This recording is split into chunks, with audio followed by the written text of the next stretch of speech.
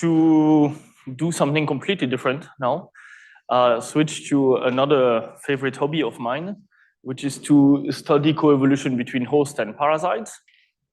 And today I will do a very, I think, simple and intuitive lecture where I will introduce the basics of kind of the terms and a little bit why we are interested in this, and very, very simple model to show you kind of the basic principles, and I put some R codes so that you can play around with them yourself and see a little bit how it behaves, right? And so the idea is because this system, they are a little bit more complex now than one species, obviously, right? Because we have two species. And so that's why then the model looks a bit different, and that's what I want to introduce. And tomorrow, I thought I will show you one example of how to use the genome data that you can have from host and parasite to look a little bit into depth what we can learn from it. So there would not be much theory, but more like genomics and how it looks like. Okay, so why are we interested in host-parasite coevolution? I will define coevolution in a minute, but I'm a plant biologist mainly. And so why are we interested in this? Because in agriculture, you have huge damage caused on crops, right, by many pathogens. So there could be bacteria, fungi, viruses, insects. And it has had in the past and still has dramatic impact in some countries. This is in Ireland. It's really well known that in the 19th century, there has been a huge famine for several years due to this pathogen of potato. Right? So potato was introduced, grown everywhere in Ireland, and then the pathogen spread, and then the yield dropped down dramatically over many years, and there was huge amount of famine. Many people immigrated to the US, and so it really has a huge dramatic consequences. Fortunately, it's not always the case, right? And nowadays, in modern agriculture, of course, we have ways to try to protect crops, right? So we can protect by chemical protection. So if you know a little bit, you can spray fungicide or pesticides to prevent infections. Of course, we would like to avoid doing that too much to pollute the environment. So we can also, for example, try to do crops which are resistant to different pathogens, right? You can do breeding, try to promote different varieties which are more resistant. And one of the points I want to emphasize here, and I will not go into much detail about this at the end, but one of the main problems, if you think about modern agriculture, especially in the last 100 years, is that we are usually doing what is called monoculture, right? So a field is usually consists of only one variety, one cultivar. So all the plants are genetically identical, right? Which means if you have a pathogen which is able to infect, it's paradise, right? So they spread very fast, and especially in environments which are very conducive for epidemics.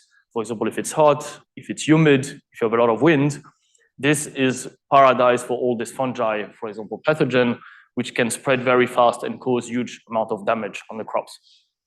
And you have additional problems. For example, some of the pathogens, they produce toxins, right? So they infect the plants, produce toxins. You get these toxins, for example, in the grain or into what you harvest. And of course, you cannot eat it, right? So then you have to trash part of the harvest and so on. So one of the main issue in modern agriculture is, I think, is how you deal with this, right? And I think one has to realize that this is really a modern, recent development of agriculture, because now we can produce this monoculture, we can produce few varieties in huge amounts, right? That you can give to or distribute to the different farmers. Partly also because most of these varieties are developed by private companies. So the farmers buy this variety to the private companies. And of course, if you're a company, you want to sell one variety and make the maximum amount of money from it, right? So I think I'm not saying a secret here. I think this is really known. But if you think, on the other hand, what would be more advantageous for the farmers is actually to probably swap a little bit more between varieties, maybe use either different ones in the same time, or at least that different farmers, which are neighbors, use different varieties, right? So that they would not be exposed to the same pathogen all the time. And so I see people nodding. So I think we're all aware of that. We do very little about it, I would admit, and I think including myself, I can hide that I do mathematics, but I think that's one of the future questions I think that we need to address now for modern agriculture, right? Because if we continue like this by producing this monoculture, you have to treat more and more, right? You have to go more with your tractors, you have to use more chemicals, and for sure this is not sustainable on the long term, right? Okay, and so we can do a lot of plant breeding and so on. The question is, if you want to do plant breeding or breeding for new variety, you need to know a little bit the genetics, right? What are we looking for now? Are we looking for some resistant genes? What type of genes are we looking for? How do we develop this new cultivars, right? And so what I would like to show is a little bit some general principle of how host and parasite co-evolve in nature and what we can learn from this for agriculture, right? And that's the research I do in my lab, is we try also to connect with colleagues who do more agricultural problems in practice and try to look with them what we can do and how we can use now all the knowledge from not only modeling, but also genomics to improve crops, right? In a different way, okay? It's also true for humans, right? So I talk about plants because I think, I mean, for a change, it's nice to talk about crops, but it's also true for humans that many human pathogens, once they overcome some basic resistance, can also spread. And you've seen with COVID-19, this can go very fast, right? So I don't need to go back again to this, everybody remembers. And so the advantage is maybe that now the society is more aware, right? So that maybe is a bit better for us, because I think for people who were doing all this kind of co-evolution things, nobody really cared for a long time. And I think now with COVID-19, everybody got aware of actually how fragile can be our society to such development of one virus, of one strain, which can really invade a full population, right?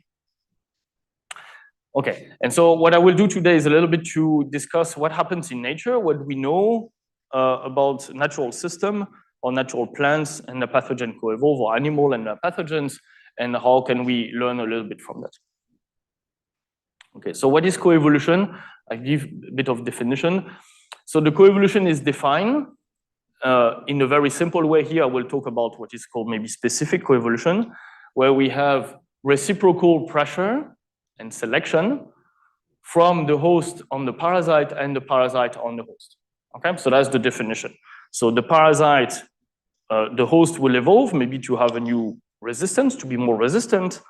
Then it triggers selection pressure on the pathogen population that will have new mutations or existing mutations which will be selected to overcome this resistance, right?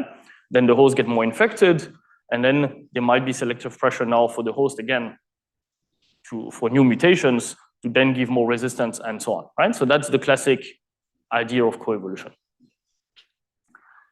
In real life, it's more complicated than this, right? So we will again be very simple. In real life, you have many plants which are not infected only by one pathogen, right? So it's very often, or many animals, right? So you often get several fungi and bacteria. You have also what is called the microbiome, right? So you have all sorts of bacteria which are there, for example, in the soil, or in your guts, or wherever in animals. So the real co-evolution is a little bit more complicated, but for simplicity, I will assume here we have one host and one very bad pathogen which is creating enough damage that we are interested in it, okay? And that's in agriculture often the case, that you don't have so many pathogens in one go, I would argue. To some extent, you have usually one or two pathogens which are really bad on one crop, and that's the one that usually you want to avoid mostly, right? The minor ones, they create little damage, but often they are not the main problem. Okay? And so I just point this out because I think not only, of course, it's interesting in itself and for applied purposes, but it's also interesting fundamentally because co-evolution, and we will talk about this later, is actually very fast. And so you can often observe it over several years, right? So even in agriculture, you see changes because you change, for example, the fields and the variety you use every year. You see in real life over several years changes in the pathogen population, right? And so with the genomics, and that's why I want to emphasize that now with the genomic data we can get, I think it's a very exciting moment to study that. Because now we can look over several years how the pathogen populations are changing at the scale of a country or region or a continent. And that's fascinating how you see the pathogen population changing by change, for example, of variety, but also when you apply fungicide and so on. So this is what people call sometimes evolution in action. So that means you don't need only to do it in the lab with bacteria, but there you can see it in the real scale of a landscape or country.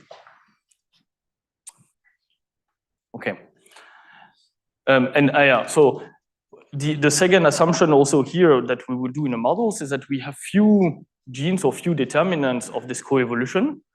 And why this is also a little bit of a peculiar case maybe is because in crops, for example, or in domesticated animals, you tend to select for variety where you will select for very strong effect genes, right? Because it's much easier to select, right? And that means that then we are interested to understand a little bit how the strong effect genes, they will evolve in time. It doesn't mean that all coevolution is only strong effect genes, right? So of course you have also models of coevolution which are more complicated where you can have many loci in a more quantitative manner. And so they are not antagonistic to what I will show you, they are just complementary. They are more complicated, that's why today I try to keep it very simple, okay? And I will talk about that later, but that's, I guess that some of you, if you had already courses a little bit, that's what you've seen. Basically, we'll talk about negative frequency dependent selection, which is the main mode of evolution that I'm interested, or selection I'm interested here. And we have these two nice outcomes, which now are in the literature for a while. I particularly don't really like this kind of military names, but everybody's using them, so sadly, I'm also taking them. I think we should probably avoid these things as scientists, but yeah. Comes from Americans, right? Unsurprisingly, maybe somehow. So we have the trench warfare dynamics and this arms race dynamics, which were a name depending on the dynamics you can get. And I'll talk about that later, and we'll do it ourselves in R so that you see what I mean. Okay. And so let's try to be more precise about what's happening and what I will discuss. I will discuss two things today with you. The first one is, how does it work? So what is coevolutionary dynamics? So dynamics means you have change in the host and the parasite in time. Okay, we'll do very simple model, and you have very simple R code to do it. And that means we have a change in the allele frequency in the host and the pathogen population in time. And then I will mention quickly at the end an additional complexity, which is that in a natural context, we expect that you have epidemiological dynamics which will generate huge changes potentially in population size. So the population size of the host and the pathogen will also change in time in addition, okay? So in the first part, I will assume we have constant size, to keep it simple. And then in the last part, I will make the model more complex, and you will see that basically you can't really analyze it any longer much, but then you can do simulations and you can show that then more complicated demography and things happen. And I just want to point out, because when you look at the genome data, as I will mention tomorrow, of course, both of these processes are important to understand. Okay? Any questions so far? Okay, so let's just do a basic model and try to understand what we are talking about, and then try to do a very simple intuition of this. So as theoreticians, I think we simplify reality, right? You've realized that now since last week. Okay, so the genome is very complicated. So that's the host genome. So you have some crops or whatever host you want. You have several chromosomes. On these chromosomes, there are many genes here in black, which have no connection to the coevolution, right? So there are genes doing something else, like the growth, the root length, I don't know, development of an eye, right? So presumably they have no connection to any interaction with host, the parasite. And then you have some other genes, which of course will be involved in resistance, right, to infections. What I will define some genes which are called major genes, which have a major impact on the fitness and on the resistance. Right? And then you have a bunch of other minor genes, which doesn't mean they are bad, right? They're just minor because they have a small effect. And I will, for simplicity, ignore those for today, but you can also include that into more complex models, okay? And so I'm assuming we have one main gene, which is very important to give resistance. Okay, for simplicity. The parasite has also a genome, usually smaller than the host, right? So the parasite, we know, and many of the parasites which are parasite of crops, domesticated animal, or humans, they have smaller genomes because many of the function they don't do themselves any longer, right? They basically use the function of the host because they parasite the host to get nutrients, and that's why they can just probably afford to have a smaller genome so that they don't do all the functions themselves. most of the genes probably in this genome are related to the infection as a parasite. There might be very few genes which have a minor effect or might be less relevant for the infection, but most of the genes in the genome of a parasite are, of course, there to try to maximize the output you get from the host, obviously. And again, I will assume that we have a major gene, which is very important, and then the other ones have more quantitative minor effect. And again, I will ignore them for today, right, to simplify. And when we now zoom into those major genes, basically, traditionally, there are two kind of models which have been proposed. Again, these are kind of extreme cases, but I think they are nice to do little models simply to start with. And the one of them, which is called the gene for gene model, or we'll call GFG. And this model was proposed by Flor, this guy who was doing plant breeding already a long time ago. And this is very common in plants. So there are many plant systems where this has been found now to be the rule, I would say. And funnily enough, for example, it's also found in Drosophila. So resistance to a virus seems to have also such interaction. I mentioned that because I think many people have believed for a long time that this kind of interaction is only in crops. This is not true, right? You find it also in many natural systems. What is the basis of the gene for gene model is we assume that we have one locus in the host, okay, in the plant, and this locus has two possible alleles, right? So either you are so-called resistant or susceptible. It's very simple, right? So you have two mutations, A or T, or the gene is present, absent, can be anything, right? There can be many different cases. If you're susceptible, and so the pathogen has also one locus, that's also this major locus of interaction, right? Which means the pathogen is producing something, a protein, whatever you want, which will somehow connect to the product of the host gene, right? That's the idea behind it. Again, there are tons of molecular biology about it, so if you want papers, I can send you reviews. I will skip it for simplicity here. This pathogen has one locus, again, two alleles, two possible alleles. One which is called so that's very confusing, and I'm trying to clarify things, but it's very difficult. The plant people call it avirulent, right? And called the other allele virulent. The human people don't like that because the virulence has a different meaning in human epidemiology. So the kind of term that everybody agrees but nobody is using in papers is to call this guy in the infectivity or infective allele, and this one non-infective allele, right?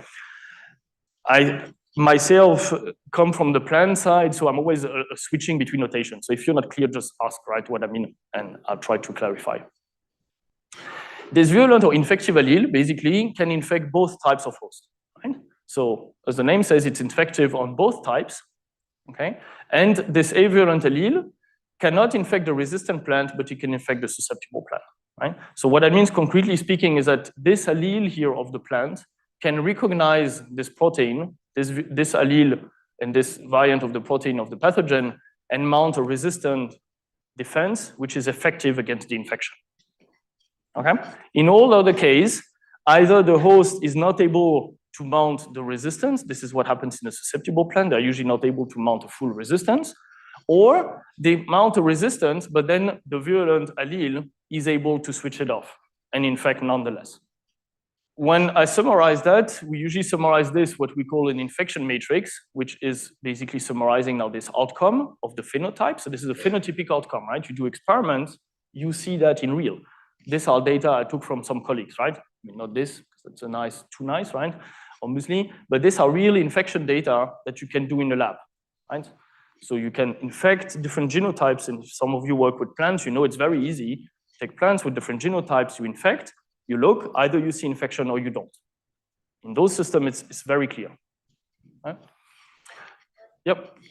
Yep. Why susceptible host being affected by a avirulent? Yeah. So that's why the avirulent name, I think, is actually very confusing in a way. So this avirulent pathogen actually, so in a way, maybe you should call it the wild type. So that's the basic strain, which has the ability to infect the susceptible plant, right? And if you mutate this avirulent into the virulent, actually it just gains an additional function to overcome resistance. Right? So yeah, so that's why the terms are confusing. Sorry. Yeah. Yeah. So sometimes we call this one super infective. That's true. Usually you do it when you have a multi-locus system to distinguish from the monolocus system. And so that's why I usually use this matrix, which is much easier, and avoid these names because it makes it lighter. And so you see this matrix basically reflects that we have here a 0 means there is no infection. And when you have a 1, in all the other cases, we have infection. And what you have is here as a column, we have the, also you can have usually the host, inverted the matrix here, but the host is usually the lines, and the pathogen are the columns of this matrix, right? Now you can have more genotypes if you want, and there can be more alleles. You can have 2, 3, 4, 5, 20 if you want, right? And then this matrix here gets bigger and bigger, right? So you have more possible interaction cases. Okay? Again, here keep 2 by 2 because that's easy enough. And what is important in the system is you will have now what is called the cause of the disease, which we usually call S. That means when you're infected as a plant, obviously, as a host, if you're infected, you lose fitness, right? Because you're infected, so you produce maybe less seeds, or you die. In the extreme case, when S is 1, this cost is very high, then you die. Okay? In plants, I must say here that very high cost of disease is very unlikely. You don't see plants dying of infection. It's very rare. It happens for few infections, but most of the time the plants can be infected severely, but they still manage to produce somehow some seeds and some or some yield. Right? That your field is completely burned out by a disease is extremely rare. Right? And then I will mention this later. The second model that is used and has been used traditionally a lot in the more human literature and animal literature, it's called the matching allele model, or MA model. So you can see it's very similar. We have, again, one host, 2 alleles, one parasite, 2 alleles. But now you can see that the matrix is symmetrical. Right? So it's a different assumption here, because what you assume is the type 1 host, this allele, will recognize this parasite of type 1 and mount a resistance. But this type 1 host is not able to recognize the other allele of the parasite. Right? And the other way around for the allele 2 of the host can recognize this allele 2 of the parasite, but not the allele 1. Okay? So you see, I hope it's clear, right? That one here is asymmetrical because you get, the plant is basically has a huge disadvantage, it gets infected in 3 cases out of 4. In the other one is 2 by 2. Right? Yep. Yep.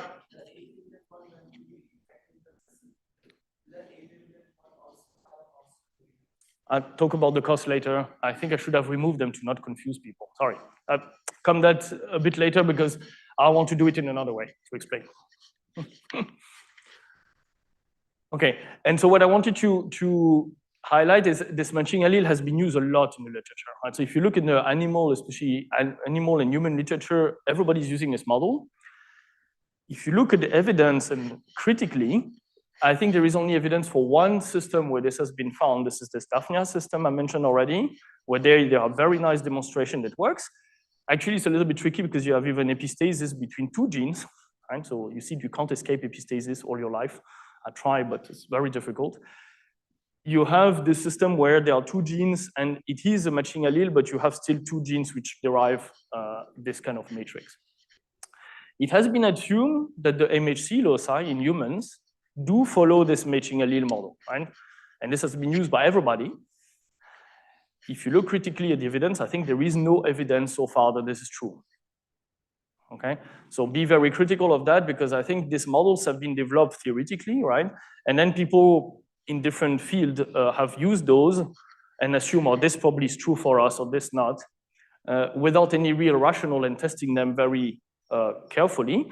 And you see that to test it, it's very difficult, right? Because what is the only way to test this? If you want to do a proper experiment, you need to do isogenic lines of the host, right? The whole genomic background has to be exactly identical, except for this locus, you swap the 2 alleles, right? And then you do the same for the parasite. So can you do isogenic line in humans? If you tell me yes, I'm gonna just be very scared, right? So that's a huge problem, right? It's not easy to test this in humans, for example, or animals. So people have assumed for all sorts of reasons that this model is true. And I will show you tomorrow that the last results we got in my lab show that probably this is not true. So if you teaser for tomorrow that we think that this might not be the case. So what I will do today is I will start from this model, because I think there is much more empirical evidence for it. I will write down the model for the matching allele. I gave you the code. You can play with it if you want to see the difference, right? And then it's nice for you to check what's the behavior, and we can discuss about it. I will not do the math twice for the two models, right? To gain a bit of time. Okay, and so you can make it more complicated. This is from the review I gave you on the Slack before the course. We do a 2x2 matrix for simplicity, but you can start simplifying, making more complex between more genes. So you can either have more loci involved, or you can have more alleles per locus, right? Anything is possible. Okay. So for example, if you take the MHC loci in humans, if you know a little bit about that, there are many genes which are duplicated. So you have a huge gene family. Sometimes not even well resolved in the sequence data for some for some part of the data, and so I think nobody really knows how many, for example, loci there are exactly, right? And so you might be in a case where it gets more complicated, that you have more complicated matrix of interaction, and so you can have it. Again, I will do today only things in very discrete and very easy interpretable way. You can then transform those matrices also into more quantitative traits and assume you have more loci and do more quantitative models. It's just the mathematics get, and I mean, the models get more complicated, so that's why I will not do it, but there are many papers if you're interested. So I took this our own data, so just to prove that I do some real biology sometimes, right? So these are infection on our tomato. This is a cultivated tomato, and you can take the leaves and then you can just put some fungi on it, and then for some plants, you see there is no infection, and some others you get nice infection. Right? So it works for real. Right? Okay, so what I would like to do is to build a model if we have this underlying assumption of a gene for gene matrix, this locus, how is the allele frequency changing in the host and the parasite population over time? Okay, that's the question we want to do now. Right? Okay, so what we need to do that is we need to define the fitness of the host and the parasite in each of the cases of the interaction, right? So if you are a susceptible plant, okay, in the case of the susceptible plant, you get infected all the time, right? Whatever spore you receive of whatever parasite type, you get infected, right? So by definition, your fitness is 1 minus S, because the S is the cost, how you reduce the fitness, right? And fitness here between 0 and 1, we make it very simple. Okay, so we start fitness is 1, is the maximum fitness. And then if you get infected, your fitness decreases. And if S is 1, you're dead. Right? Okay, so that's the fitness of the host here, of this allele. What is the fitness of the parasite in this case? It's 1, because the parasite is infecting, it's happy, producing many spores, multiplying, no problem, right? Does that make sense for everybody? Yeah? Okay, for the resistant plant now, we have the same case in this case here where the infective or the virulent allele is infecting this plant. Host is infected. Fitness is 1 minus S again. Parasite is happy, reproducing with the right one, right? Fitness 1. Now, the only case which is different is here where we have the resistant plant, and we will assume now that resistance is full. That means if I resist, basically I will have a fitness of 1 as a plant. And the parasite has a fitness which I call 1 minus C, and the C value basically gives you kind of the strength of resistance against the multiplication of the parasite.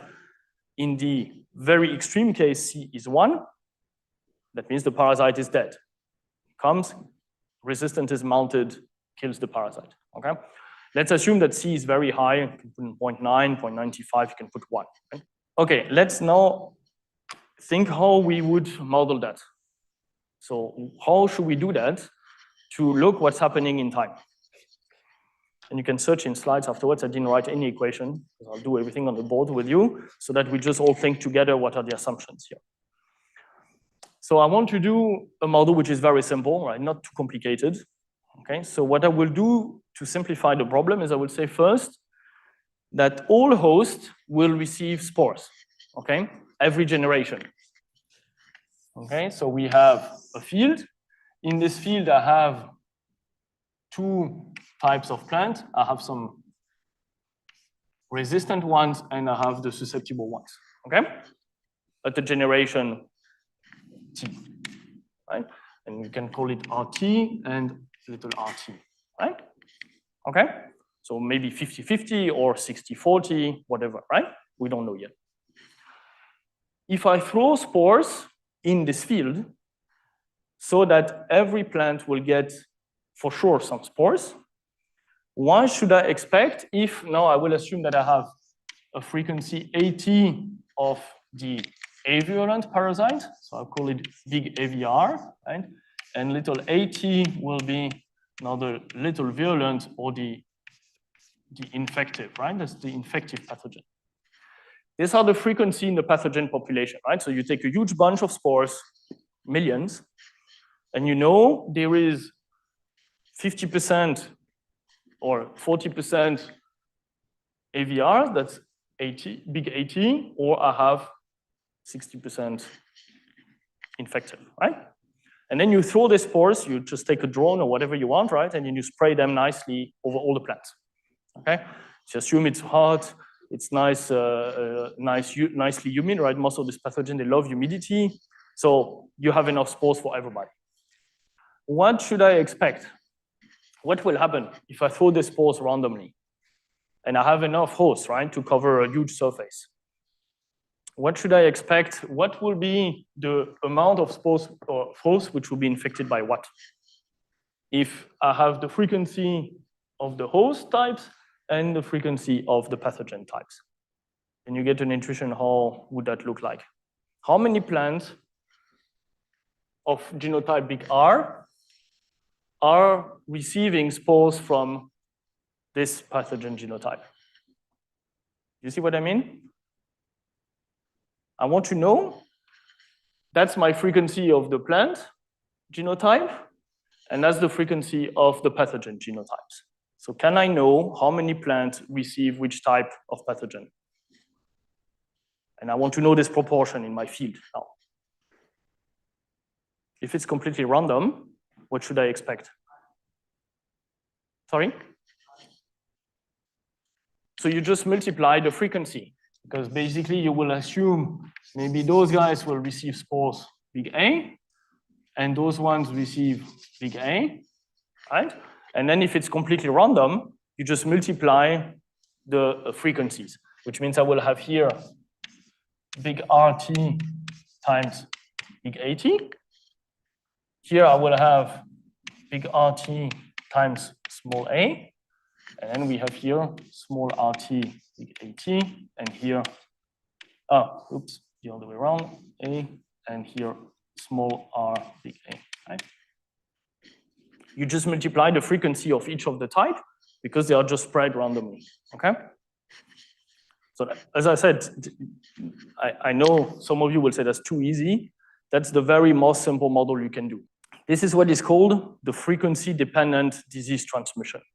Okay, so in epidemiology models, people call that the frequency-dependent disease transmission, because it depends only on the frequency of the types. Okay. In general, I'm not sure if you see some more epidemiology models, they are based sometimes on another type of transmission, which is called the density dependence. So the density dependence means the infection is also dependent then on how many plants are infected by the density of the infected host. Okay, I will mention that later today with a model which is a bit more complicated. That's the model that you use in corona. For example, you use a density dependent because we assume not everybody got corona, right, in the same time. And so some people escaped it, obviously, right? Okay, but if your transmission of the disease is high enough, you can just approximate it anyway as a frequency because you can say, well, most people get something anyhow. And so actually, we don't have to calculate the density of infected individuals. Okay, so now that tells us these 4 possibilities, and it tells us the proportion of each of this possibility, right? At every generation, at every year, if you want. And now we need to translate that using the fitness into how many plants and how many pathogen of which type will be there at the next generation, right? Next year, okay? So how does that work? You take each of those 4 possibilities and you assign them a fitness, okay? And so for the plants which are receiving the big A, what is their fitness? It's 1, okay? So they produce seeds with a fitness 1. If they are infected, they will produce seeds with the fitness 1 minus S, because they get infected, okay? And all those guys are infected, they all produce seeds with rate 1 minus S, okay? So I will write the equations now, and how I write these equations basically is based on what is called the Fisher theorem of selection, or Fisher rule of selection, or whatever you call it. So it just says that now there are not more other possibilities, and basically the fitness of the host and the pathogen will be maximized over time.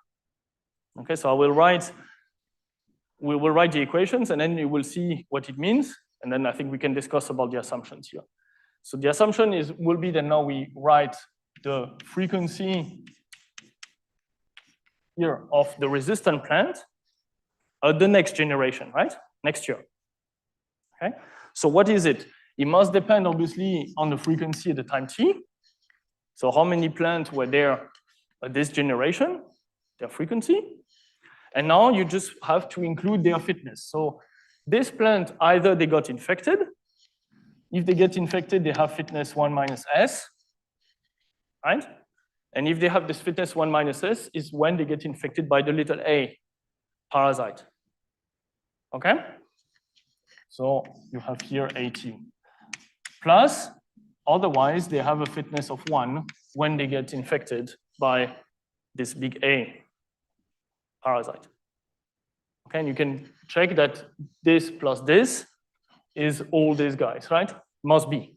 And you have to divide here by the mean fitness of the host population, which I will write in a minute. Okay, and we'll write it in a second. Let's write it now for the susceptible plant, and we have exactly the same system. The susceptible plant, now they get infected by everybody, by definition, by all types of pathogen. And that means that now you can just do AT plus little AT. And I have to write down here some little things, is that by definition, we have this. Because by definition, all pathogen must be one of the 2 types, and all hosts must be one of the 2 types. So the sum of the frequency of the 2 types of host must be 1, and the sum of the frequency of the pathogen type must be 1, right? There is no other way, okay? At every generation. And so this is 1, okay? That makes sense? Or anybody lost now?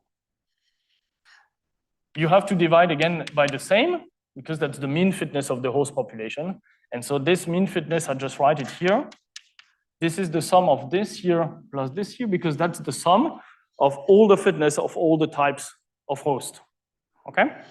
And so that's what you have done last week, I think, with Sally did it, right? And so it's just applied here now to a host pathogen, a bit more complicated system, but that's exactly the same principle. Plus RT.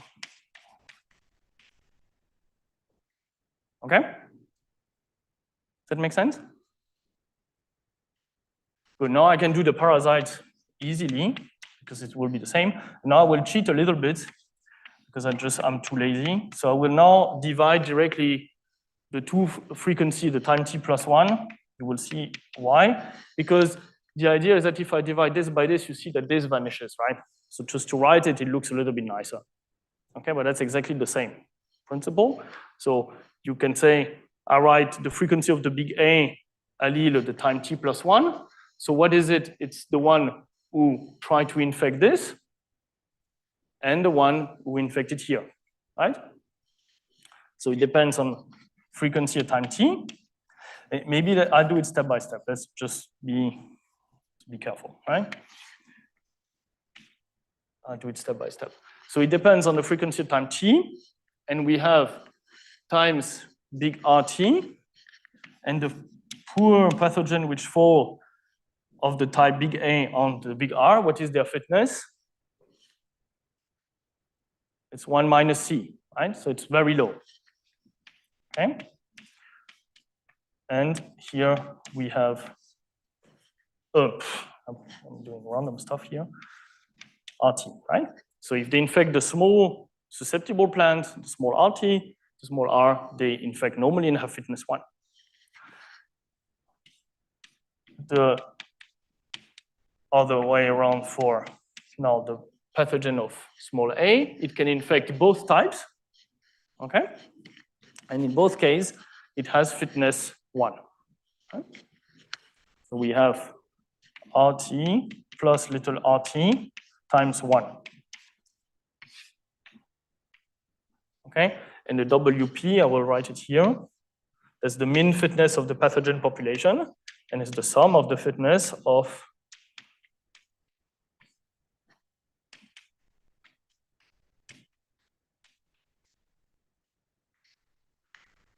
the two numerator, okay? And this plus this is 1, right? That's why I can shorten it. Sounds pretty easy, right?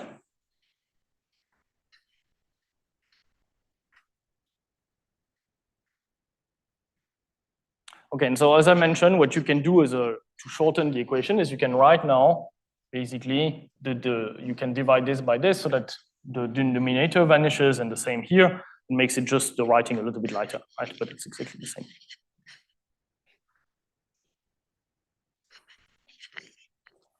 Okay, so what can we do from this now?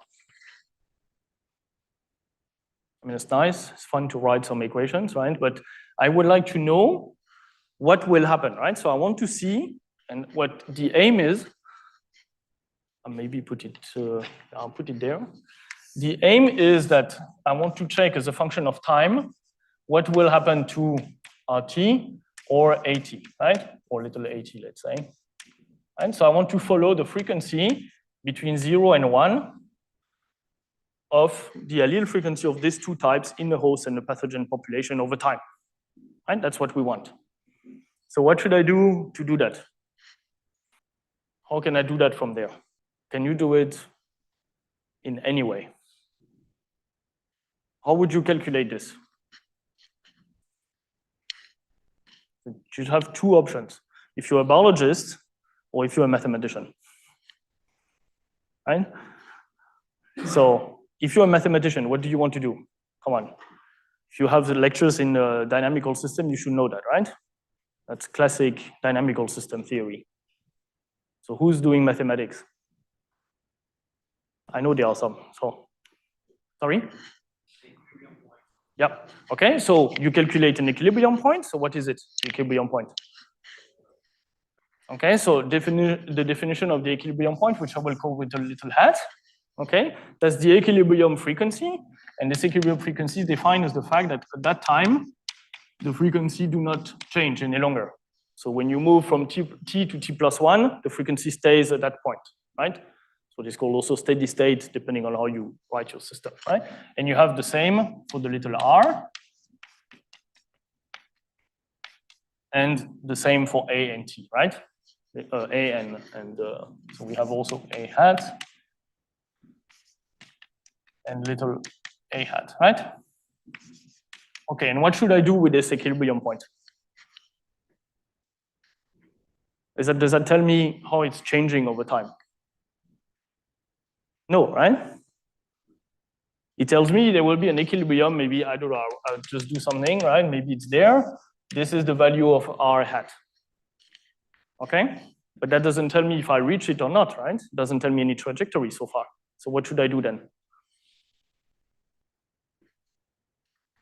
And I know you talked about it a bit last week, right? So I will not do this computation after. We'll do the equilibrium together because it's fairly quick. I will not do the computation afterwards of the rest, but what should I compute? How should I know what's going on? Yeah. Okay, you have to compute a Jacobian matrix, what is called the Jacobian matrix of the system.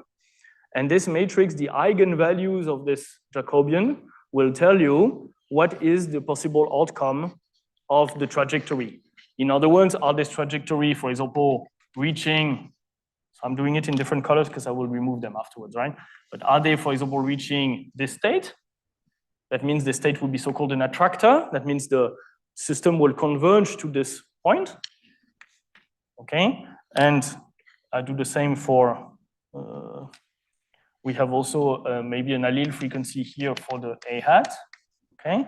And we would have maybe also convergence to this, okay? So that's one possibility, that you have an attractor and the system will converge, that at some point, indeed, you have a certain frequency of resistant plant in the population and susceptible plant, and these frequencies are not changing any longer, right?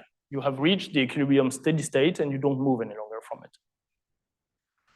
And the same, the parasite population also has a given frequency of each type of allele.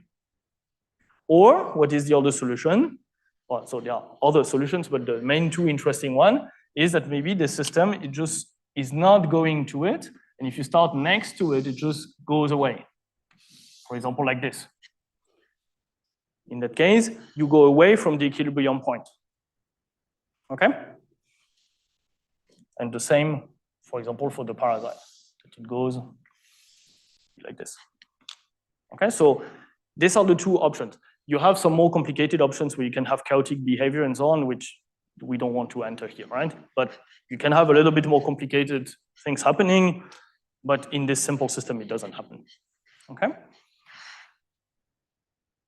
And why do you want to know that? We want to know, at the end, will we get a population of hosts which is so-called polymorphic? That means we have the two alleles always there, the resistant and the susceptible plants, okay?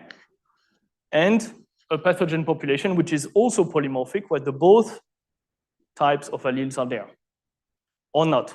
If this is not the case, that means if you go here, what happens at this point or this point? I think now you have seen it many times. What is happening when I reach here or here? What's the outcome? How does my population look like?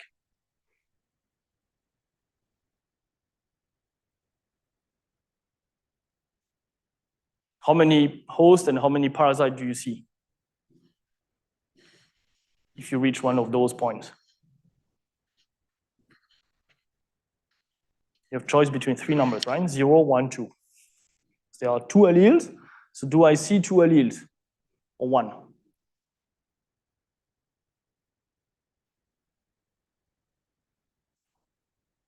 2, 1.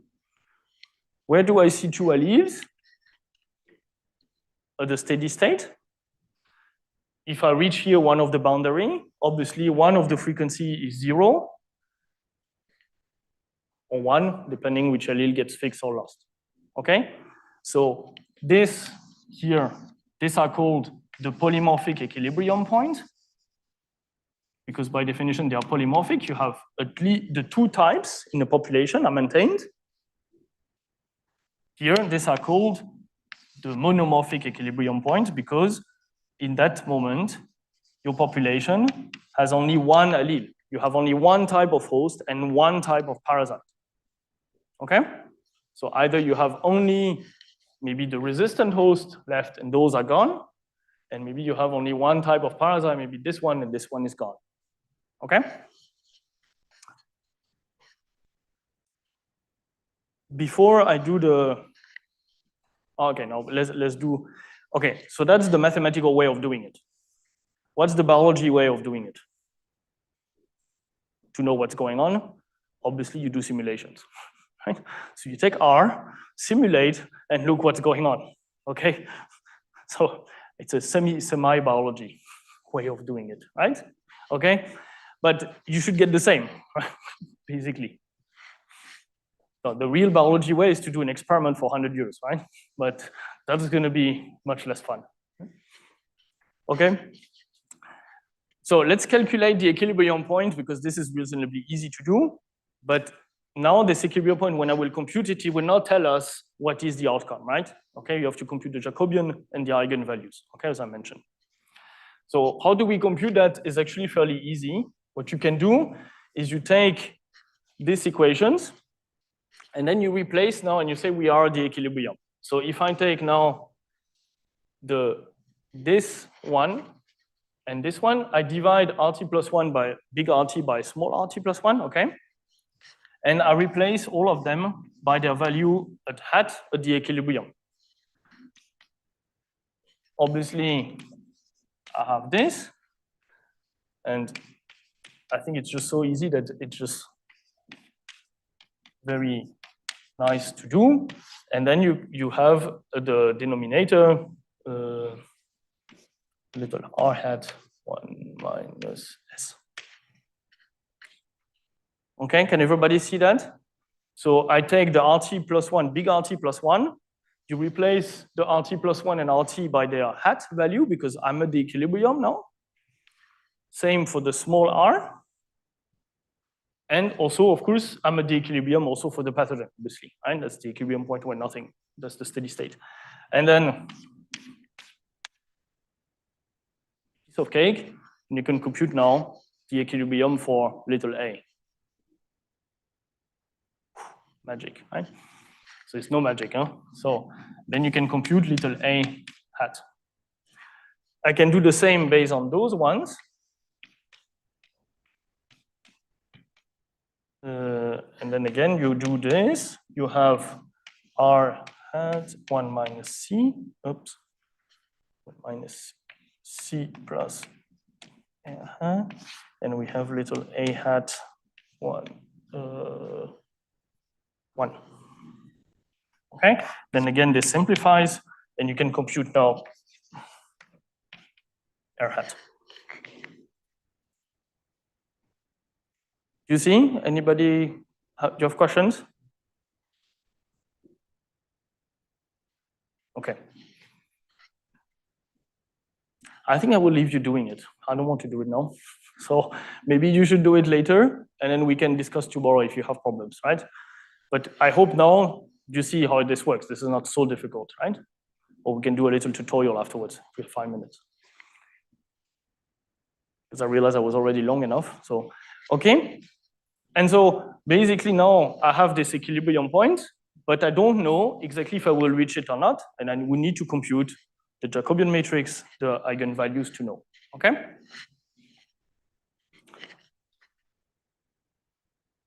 Okay. Yeah, so I wanted to show you now how it works in R for the biologists so that we all agree of what's going on. Let me just switch window. Okay. So I put this little R code in the Slack. So the first one is the so-called gene for gene R code, right? So that's this model, basically, and the MA is for this matching allele model if you want to test it, okay? And if you run now the simulation, so don't you look at those two because these are different parameters, but what the code does is actually also fairly easy. I don't have a shiny app, so I did it the old-fashioned way, right? So we have the parameters. These are, again, the S and U, you can see. The gen parameter basically tells you for how long you run the simulation. So you can run for 100 generations or 200 or 1,000 or 5,000. We have initial allele frequencies. So that's the allele when you start the simulation. You have R0 and A0. Okay, so that's the allele frequency of the big R allele and the small a allele. Okay, times 0. Here they are 0.1. And then I create an array. And in this array, it's a big table where I will just store basically the calculation step by step. Okay, so every step, I just move one line down in this table and I store the calculation based on exactly those equations. Okay, so this is how you do it. Here, that's the loop. Do that. So you start, you say, let's start at line 1. We define exactly what I call RT and AT, I call it with G, just for generation. Okay, so these are exactly this, huh? These guys, okay? And then you compute WH, the mean average fitness of the host population and the mean fitness of the parasite population, right? These are exactly the equations that I wrote here.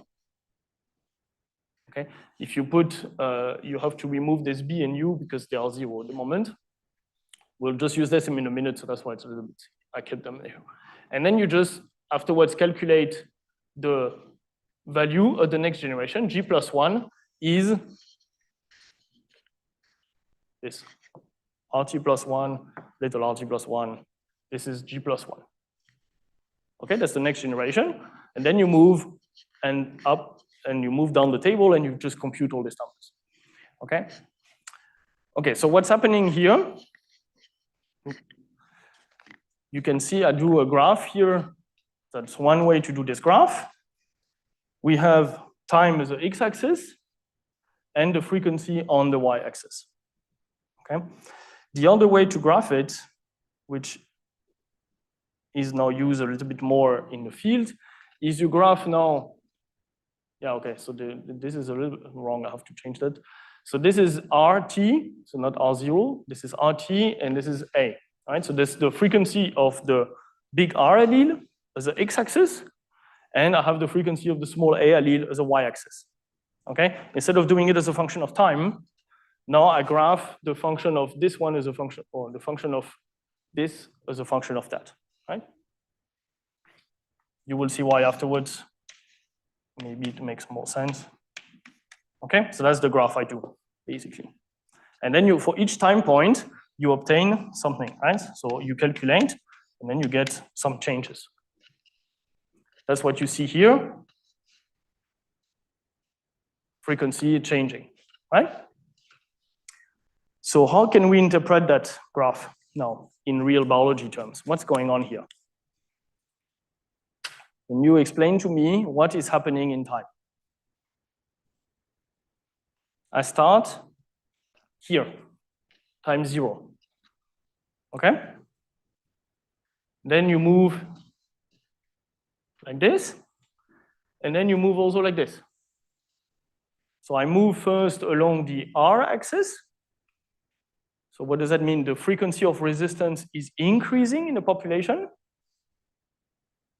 And then I move along the y-axis, that means the frequency of little a is increasing in the parasite population. So would that make sense, biologically speaking? Yes, I hope so, but why? So I think beyond the graph now you have to understand what's happening here. What is the selective pressure which is going on?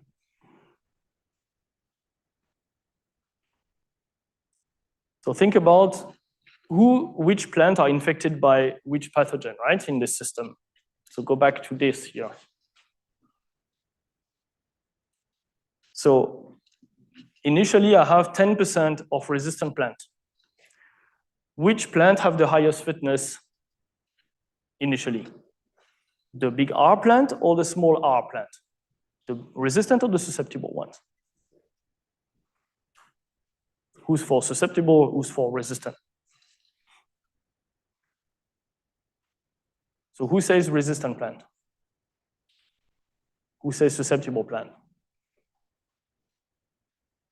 What are the pathogens in this population? 90% of them are big A, right? Because they're small with a small a frequency of 10%. That means most of the pathogens are these ones. So what do you get in majority? You get most of this pathogen, they fall on the small r because the small r is also 90%, right?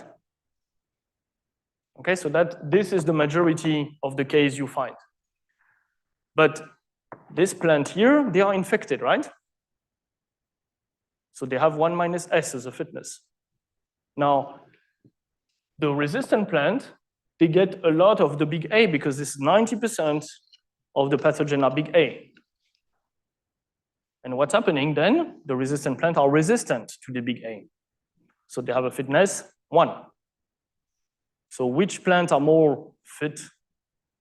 The big R plant at that stage, right? Okay? So here the big R plants are more fit. What's happening? They increase in frequency. That's classic Darwinian selection, right? As you've seen last week. You have higher fitness, your frequency is increasing in the population as an allele, right? That makes sense so far? Now, what's happening is that now there will be something a little bit weird, is that now resistance is increasing, but it doesn't go to 1, right? Because what you've seen last week is if an allele is increasing in frequency, it should reach fixation. So I should go there, right? So why do I not go there?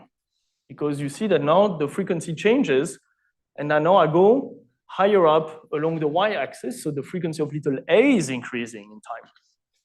So why is the frequency now of little a increasing from this point onward?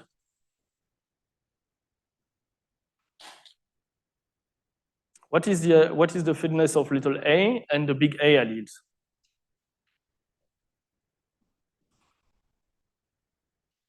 So which one has the highest fitness? Put it that way. Small a or big A?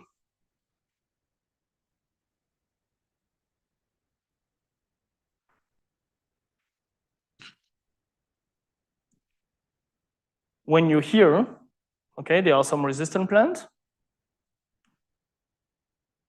the big A allele cannot infect the resistant plant, right? Or very badly. So that means that the little A allele now start having a huge advantage because there are more resistant plants and only the small a parasite can infect them. Make sense? And so then now this small a pathogen can infect not only those plants, but also those ones. And you have more of the resistant plant, so the small a allele starts having a huge advantage against the big A allele. What happens? Its frequency is increasing, and that's what you see as an increase along the y-axis now here. Okay? And what happens is you reach fixation. Okay? So you can compute the equilibrium point, and you will see in the system that the equilibrium point is here, somewhere on the top. And that means that you will fix the little a allele. All the pathogen will become small a. The big A are gone. They are removed from the population because they are not fit enough. They cannot infect the resistant plant. Right? But interestingly, you have not fixed resistance. So you see that the resistant now frequency at the end will be maybe 80% here, but it will not be 100% necessarily. You have to tune a little bit the parameters. And so one parameter we can change is, for example, S. If I put a low cost of disease, you see that now the dynamics is quite changed because now we have S is 0.1. That means when you're infected, you have not so much decrease of fitness, right? You get infected, but you lose 10% of fitness, not that bad. When this is the case, of course, you have much less advantage for the resistant plant, right? Because the resistant plant have a huge advantage when the cost of being infected is very bad, because then you want to be resistant to not get badly sick. If you're a little bit sick, okay, you know, it's not so bad, you still produce enough seeds, it doesn't really matter. If the cost of disease is very big, so you almost die when you get infected, let's put now change S to 95%. You see that now I will fix the resistant plant, all the plant will be resistant, because when you get infected, it's so bad that of course you have a huge fitness advantage for plants which are resistant against the susceptible ones. Okay? Does that make sense? And in the parasite population, you see that now all the parasites will be little a. That means they are able to infect the host here, right? So you have all the hosts are resistant, but all the pathogens are infective or virulent, and they can infect nonetheless. That makes sense for everybody? Right? And I want to point out that this is exactly what we are doing in agriculture. Nice, huh? So we are doing exactly this. We do a new resistant variety. The humans are putting it more and more into the landscape. More and more farmers are using it. The more farmers are using it, the more selective pressure is on the pathogen to have the right mutation to infect, and this mutation will increase and skyrocket in frequency to invade the whole pathogen population. And at some point, all the pathogens are able to infect this new crop you have put with a new resistance. Then you have to start again. You have to find a new resistance, do a new variety, introduce it again, and do that again and again. And that's what we are doing since, I would say, 50 years or 100 years in agriculture.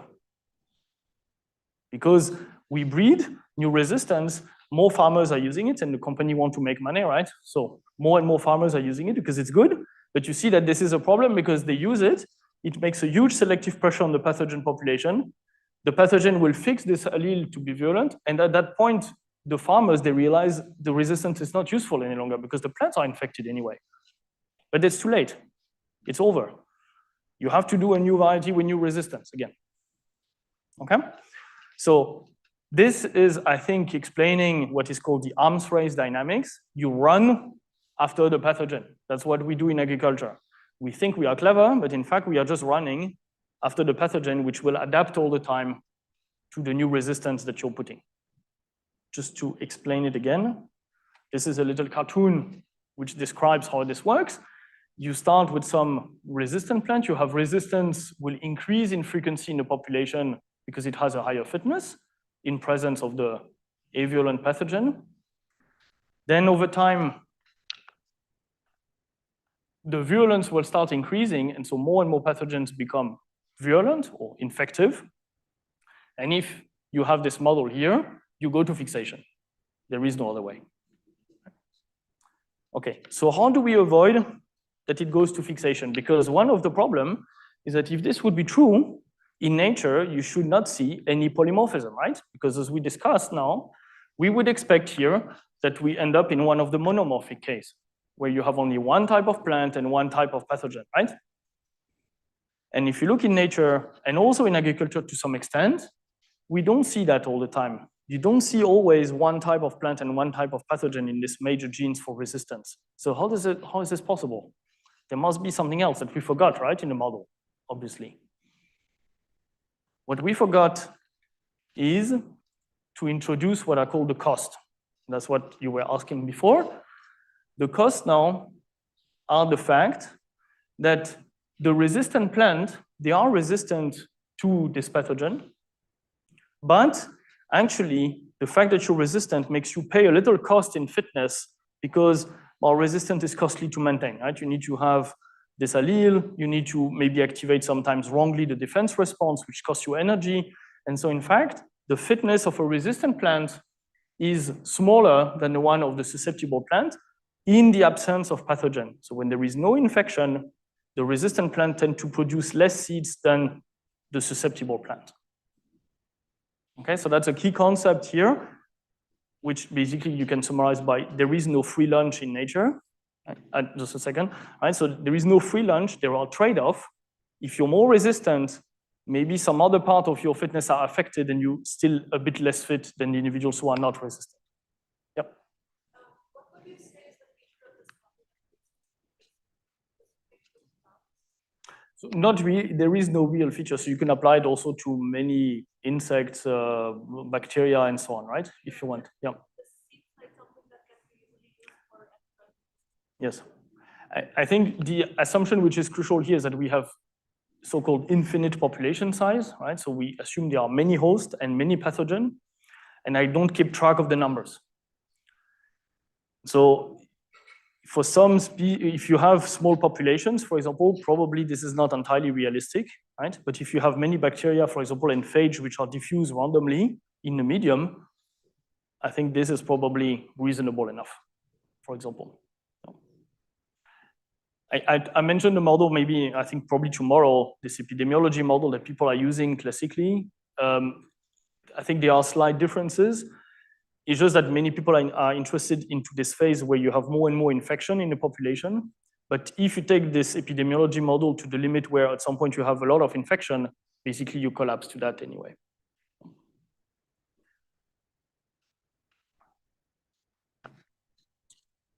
Okay, so that's the cost of resistance.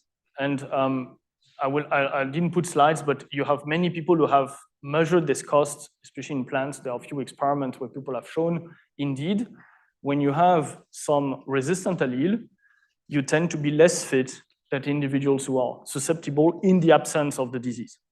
Of course, when the disease is coming, if you're resistant, you have an advantage, right? Because you're resistant and the susceptible are not, okay? Now, there is another cost which is important, which is the other way around for the pathogen. There is a cost of virulence or infectivity. Again, there is no free lunch. So if you're more infective and you're able to infect more hosts, you pay a cost in your fitness. So that means you're not able to produce many spores. Maybe you don't reproduce so fast as the non-infective or avirulent strains, okay? So how do you measure that? You measure that if you take these strains on a susceptible host, you will see that indeed the infective pathogen here is developing less fast and producing less spores and infectious propagules than the avirulent on the same susceptible host. And this again has been measured. There are many experiments in plants where people have shown indeed pathogen which tend to have more infective alleles and proteins are less fit than their counterpart which are avirulent. Okay, so that's again, there is no free lunch, so you can't maximize your fitness in all possible situations. Okay, as I was pretty long because I did it really step by step, but I will now show you how does this factor into this fitness table again, right? So basically, we can introduce this cost. So the cost for the host is here. All the resistant plants always have a cost, right? Whether they are infected or not, it doesn't matter. You always pay this cost, and there is no way around it. You have the resistant allele, you have a cost of having it. That means you have a fitness which is called 1 minus CH, and this CH is small, right? Okay, so it cannot be 50%. Couple of percent, because of course you have an allele, it decreases a bit your fitness, but if your fitness would decrease by 50%, why would you be resistant, right? Okay, so you have an advantage when the avirulent comes because you're still resistant, but you can see that what happens is when you get the virulent allele coming, but now you infected and you have the cost. And so being resistant in this case is not so perfect because you're still infected, but you also have this additional cost. For the parasite, we have also this cost, which we call CP here, where basically the avirulent has no cost, so it's still the same fitness 1 minus C on the resistant plant as before, but it has a fitness 1 on a susceptible plant. However, the virulent allele now can infect both, but it pays this cost CP. And so it's not as good at the infection as the avirulent allele. Okay, does that make sense? So I would not write the equation. I was ambitious that we would do it and change it, but we can modify this to introduce it. I will just do that on the board so that you see where this comes in, but I will not recalculate all this. Right? So the idea is now if you put the cost has to be introduced here, where here we have 1 minus CH, because all resistant plants pay this cost, okay? And you have to introduce it here, obviously.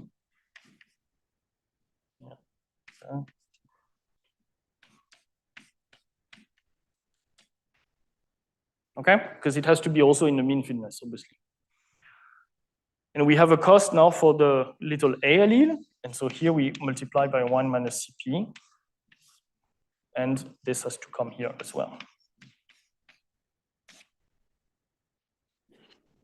And so it's actually very easy to change, right? The model. And I realized that I just completely did not update my R file to introduce those annotations. So to confuse people very well, what I did is actually that this CP in the R code is called B, and the CH is called U. The reason for this is because when I did this model a long time ago, we started with some other notations, and then I did not update them since, and I always do it one way or another. every time I teach and I never change it. So it's a synchronization problem, right? I always have a time lag in the course. Now I'll show you how it looks like in R, and then I explain to you the principle, and I will stop here. So I will now share the R code again.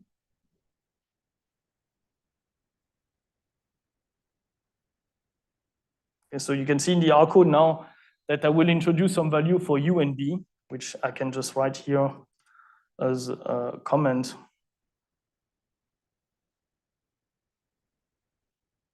And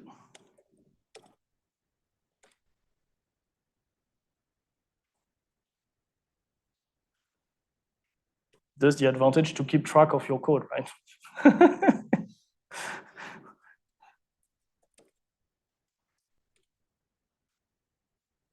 Okay, so I just put it there. So let's assume we have some small cost. I will put 5% to do something. Let's put 10% to be generous here.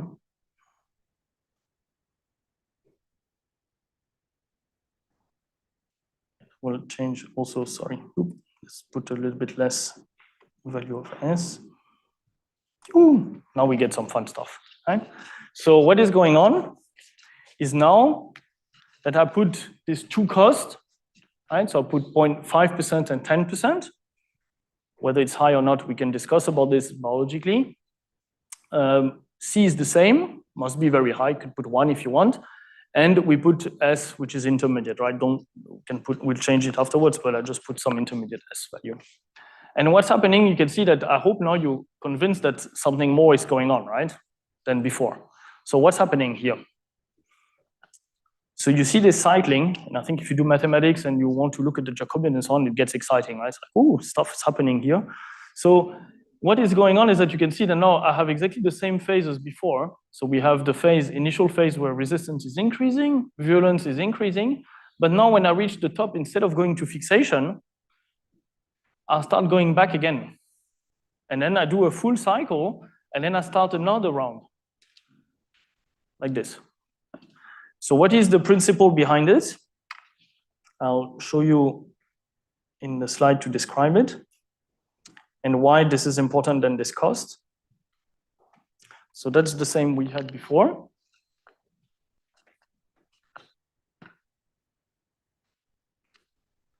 Okay. But now what is happening is when virulence gets really high, the problem is that at that point, you have a lot of resistant plants, right? You have a lot of virulent allele, basically. But then the problem is that for the resistant plants, they get infected anyway, right? Because you have so many virulent individuals in the parasite population.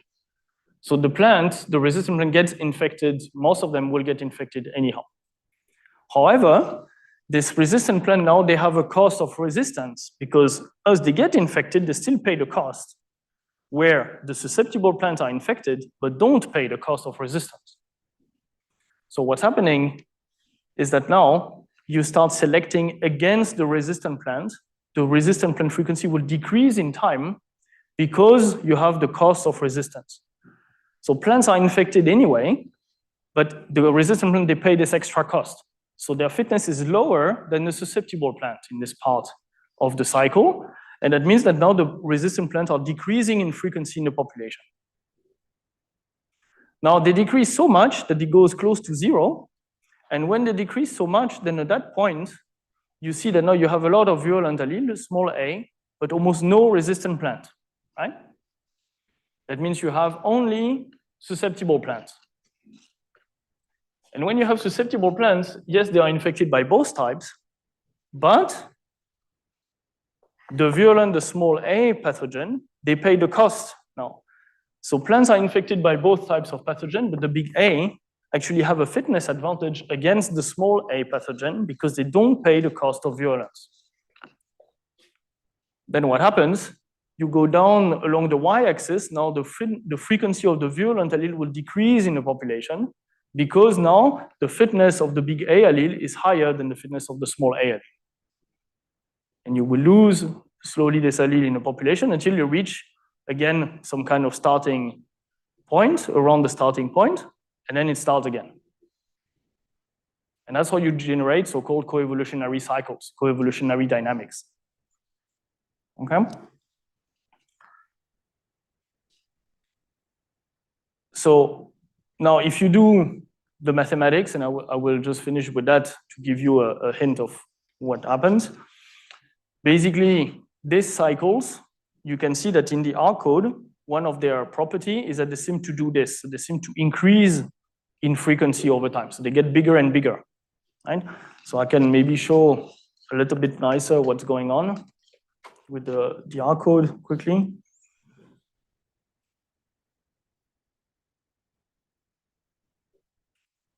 Okay, I will start with initial allele frequency more in the middle of the graph.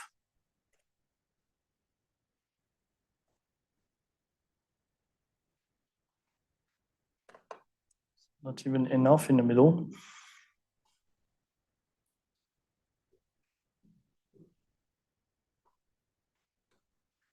Okay, I start here, and you can see that now the cycles are increasing in amplitude, right?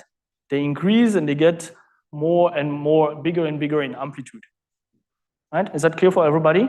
Right, that every time you do a cycle, now you see that you will have larger and larger change in allele frequency over time, which will happen. So what will happen at some point? What's your guess here? Does that continue forever? In an infinite model with infinite population size, should. In real life, probably not, right? So in real life, if you have stochasticity, at some point you see that you're very close here to the boundaries. That means the allele frequency are very high. They are 99%, 99.9%. And at that stage, it's very likely that you will lose one of the allele just by genetic drift or random effect. Okay? No, it's bounded. It's between 0 and 1. Sorry? You get a square. Yes, yes, yeah, yeah. So, yeah, so okay, so if you do the mathematics analysis, what's happening is basically that in this case, the internal equilibrium point, which is this polymorphic equilibrium point, is unstable. So obviously it's not an attractor, right? It's a repulsor. And actually, there is one of the four corners, which is the stable equilibrium. So even in a deterministic model, actually, at some point, it will collapse to one of the four corners. I think the corner which is stable in this case most of the time should be this one. So no, it's this one, sorry, here. Yeah, so it's the 0, 1 corner. And so at some point, even in the deterministic model, you collapse here anyway. But it can take a long time because you get closer and closer until at some point you reach it. And so it can be very long. In reality, of course, in stochastic, in finite population, it will not happen for so long. Right?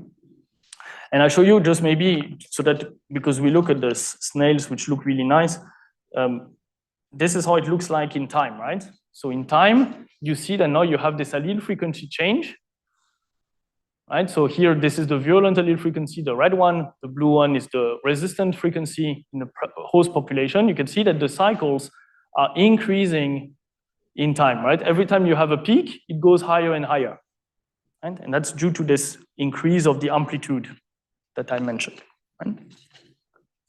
Again, so at some point you fix indeed that the resistance will be gone.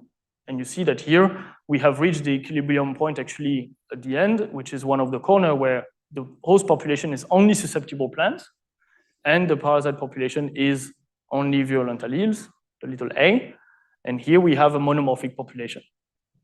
And so we are not reaching here this polymorphic equilibrium in this case. Okay? So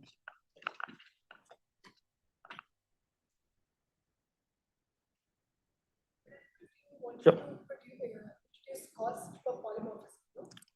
So yeah, so obviously that doesn't work, right? So why is it not working? So we introduced the cost, right? And if you remember, I wanted to introduce the cost to reach this here, right? And obviously that doesn't really work. So what is the reason? Why is it not working? So we are not reaching a polymorphic equilibrium. We cycle around it, which is better than before, because before we didn't even have a cycle, but actually you don't reach it nonetheless. And that's because when you do the analysis of the model, this model in discrete time is always unstable. You cannot reach the polymorphic equilibrium.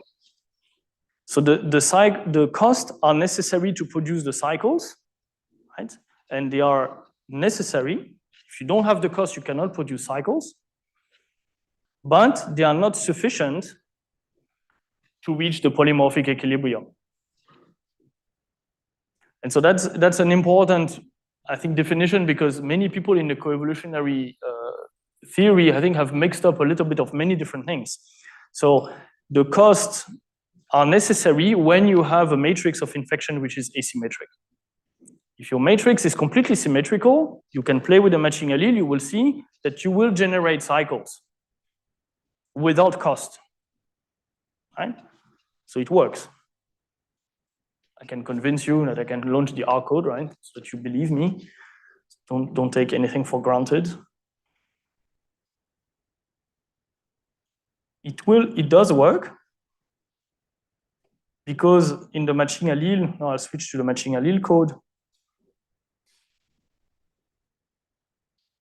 I have no cost here. That's a complete symmetrical interaction matrix, right? So I have 1, 0, 0, 1. You can see that I generate the cycles. These are the cycles that what are called negative frequency dependent selection. Right? The negative frequency dependent selection we talk about in coevolution, this is the cycling dynamics. Because you have an allele which is increasing in frequency in one species, it will drive increase in frequency in the other species, and then when you change, it will change, the other allele will increase in frequency in turns, and the other one again, and that's what is called the negative frequency dependent selection. These are generating the cycling dynamics. If you have a perfect symmetric system of interaction, you don't need cost. If you have an asymmetric matrix, you will need the cost. Otherwise, one of the allele will get fixed. There is no way around it. However, in both systems, you can see that also here, in the matching allele, I do not reach the equilibrium point of polymorphism. So this cost, or this at least models, are not sufficient to generate a stable, steady state of polymorphism. Right? And I think I will mention tomorrow why. So I keep you waiting.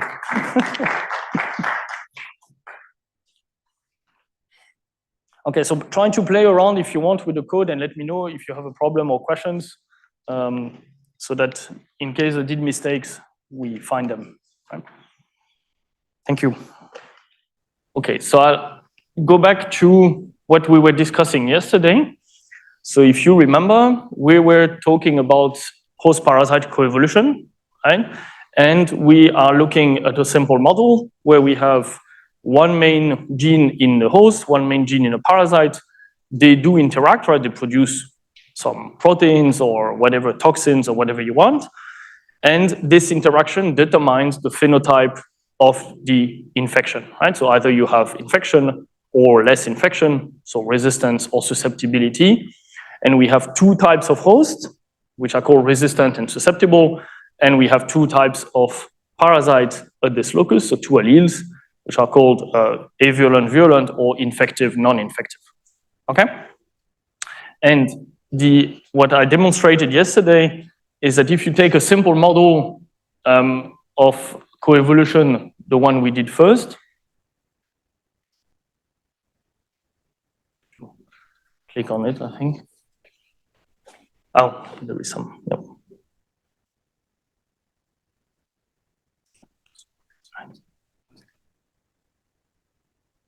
Yep. Thank you. I wanted to go backward. So if you remember, in the basic model, we had this behavior that resistance will increase in frequency. So the host population becomes more and more resistant, but then at some point it will select for virulence in the pathogen, and the pathogen become more and more virulent and infective. So the allele spread in the population, right? And then at some point we get to fixation, unless we assume that there are fitness cost trade-off in the plant, so in the host where resistance is costly, and in the parasite where the virulence or the infectivity is also costly, right? And there are many empirical evidence.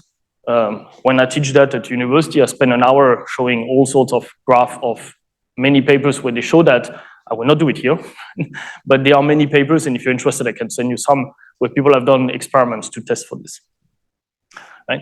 So now, as Kavita pointed out, and several people probably ask now, is what's going on with the cycles? What are the possible outcomes, right? And so there are schematically two different outcomes that happens. And as we said yesterday, if you analyze the Jacobian matrix of the system, you can know what will happen. And we have here, as I mentioned yesterday, the polymorphic equilibrium. So we computed yesterday, right? This R hat, little A hat. So this would be the equilibrium frequency of the model. So the blue for the host and the green for the parasite. And so either your system will show oscillation which will damp off and reach this equilibrium state, right? And the steady state in that case of the dynamical system is so-called stable. That means you reach this state, and then the allele frequency do not change any longer, right? In this case, this is the polymorphic equilibrium where you have both host allele will be maintained in the population and both parasite allele. Okay, so both populations of host and parasite are polymorphic and show diversity. Okay. In the other possible dynamic, this equilibrium is so-called unstable, and that means that the cycling is increasing in amplitude over time until at some point you reach one of the boundary, as I showed you yesterday with the simulation. And that means that this polymorphic equilibrium cannot be seen in the population because it is so unstable that you never reach it. And then you will reach one of the boundary. That means the host and the pathogen population will end up to be monomorphic, right? So you will have only one type of host and one type of pathogen, okay?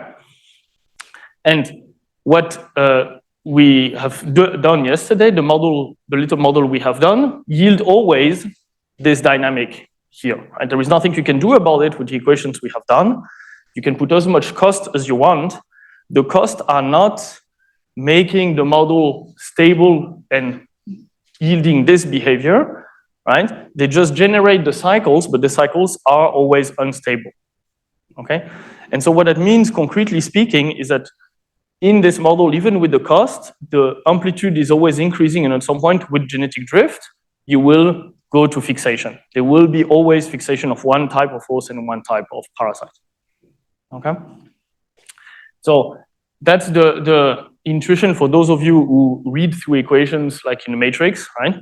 So you have to compute the Jacobian matrix. That's just a general form of it. And the eigenvalue of this matrix tell you what is the behavior, right? So it tells you whether this polymorphic equilibrium is stable or unstable, right?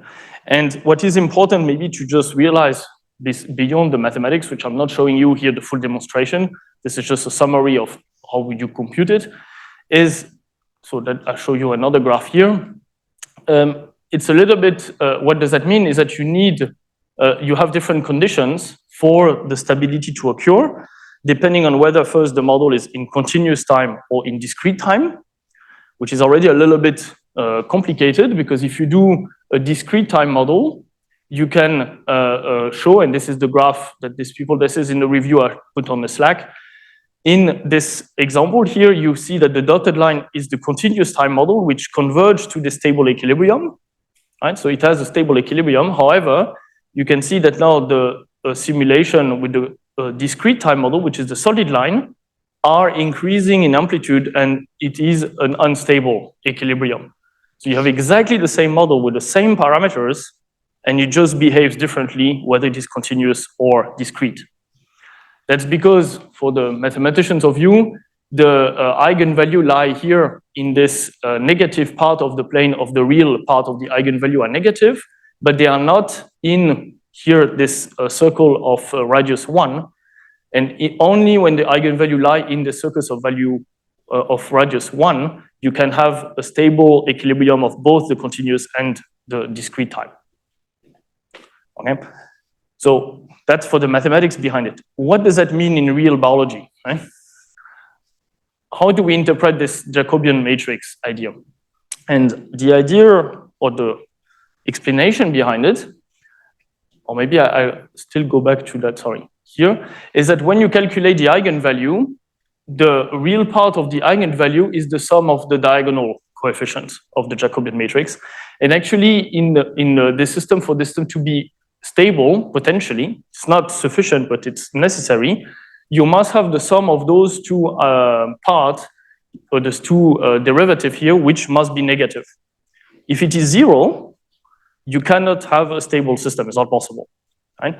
And so actually what happens is that in this simple model, even with the cost, you can compute that actually the sum of the diagonal elements is 0 because both of them are 0.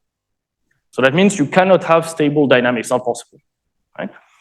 And so how we interpret that in real biology, this is what we defined when I was a PhD student, and I think since then we developed a little bit more, maybe a feeling for it, is we define actually different type of negative frequency dependent selection.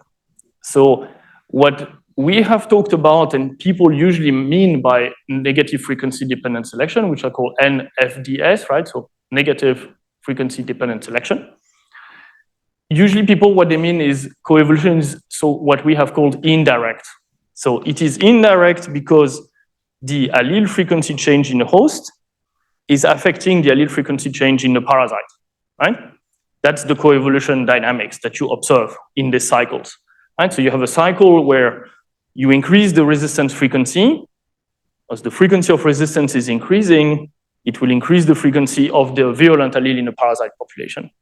When the frequency of resistance decreases because of the cost, then you have a decrease in the frequency of the virulence because they don't have an advantage any longer and also have the cost, right? So it is indirect because you have this indirect interaction reciprocal between the two species. It is negative because of what I just mentioned. If the resistance is increasing, you will increase virulence, but then when virulence is increasing, then resistance decreases, right? So that's why this is what we have called the negative indirect frequency dependent selection. And for those of you who, again, like the mathematics, these are these two terms here in the matrix, right? In the Jacobian matrix, this is how the resistance is changing as a function of the parasite frequency.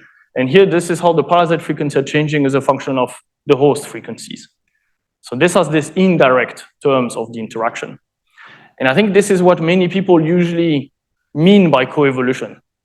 However, as the mathematics show you, actually, this is sufficient to generate cycles, but this is not sufficient to obtain a stable dynamics, right? To obtain a stable dynamics, to reach this polymorphic equilibrium, you need now one of those terms at least to be negative.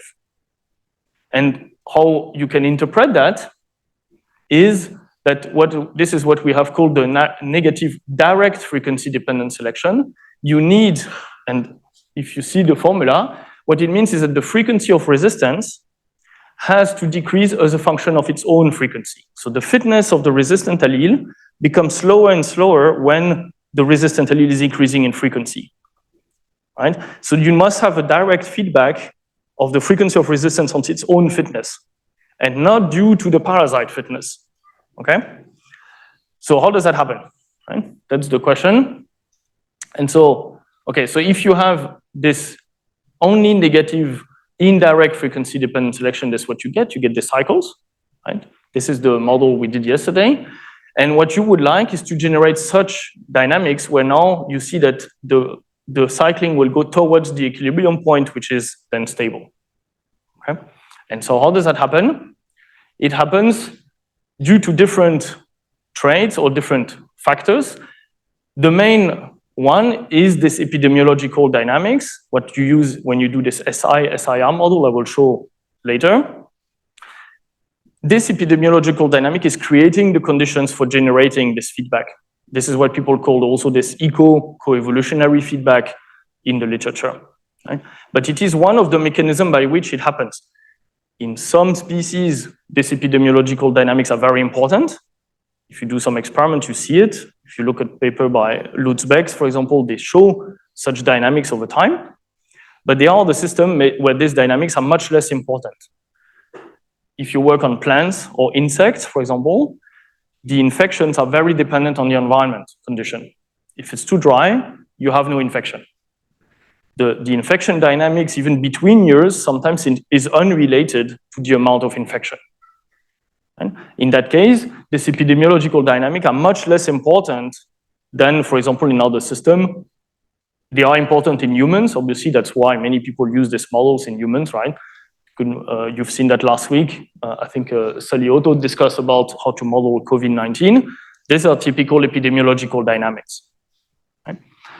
But you can also show that other factors can be important. For example, if you have disease which make a lot of reproduction cycle within the host, and you generate what is called auto-infection. So one individual is infected always by the same strain, and it prevents other strain to infect. Right? This would also generate more stable dynamics. Again, this happens in some disease, some others not. Of course, you will say I'm obsessed by dormancy. This is how I came actually the first time to dormancy a long time ago. It's actually dormancy or perenniality. So if you take trees, right, which live very long, you have this huge overlap of generations because you have trees which live 500 years. And so then, of course, in the forest, you have some trees which are very different age, right, in the same time. And this two system where you have this kind of overlap of generation will also generate stable dynamics of coevolution. You have more chance to promote polymorphism in this species. And just because there are people working with epistasis, you can also have epistasis which also generates such stability. So we did some very simple way of doing that for among different genes, but you do several genes of the host and the parasite, and they can have different interaction and epistatic interaction generating different matrices, and that also can stabilize the system. Okay. And of course, you can plug in also more complicated factor like ecology, where now you would have in space different populations, and each population has different conditions. So imagine very simply that some population where it's really hot, maybe the costs are more important of having resistance than in an environment where it's maybe more cool and you have more water and more nutrients. And this, again, in ecology has been really well known. And I think that's part of what we have seen if you push the bacteria, what we've seen yesterday in the talk where you put antibiotics. In plant, it's really well known if you push the plant by putting them less nutrients and so on, you reveal also different magnitude of this cost. The costs are never really always constant, they depend on the environment. And if you do that, you can also generate more diversity in the system. Sorry? Mutation doesn't matter because you can only reach a limit cycle with the mutation. It only generates this limit cycle where you can cycle, but it doesn't stabilize the system. So basically you just, right, because you keep bouncing to the limit cycle, which is defined by the mutation rate then. So mutation in itself is not generating the stabilizing factor enough. It can sustain the cycles, but it will not make them more stable to reach the steady state.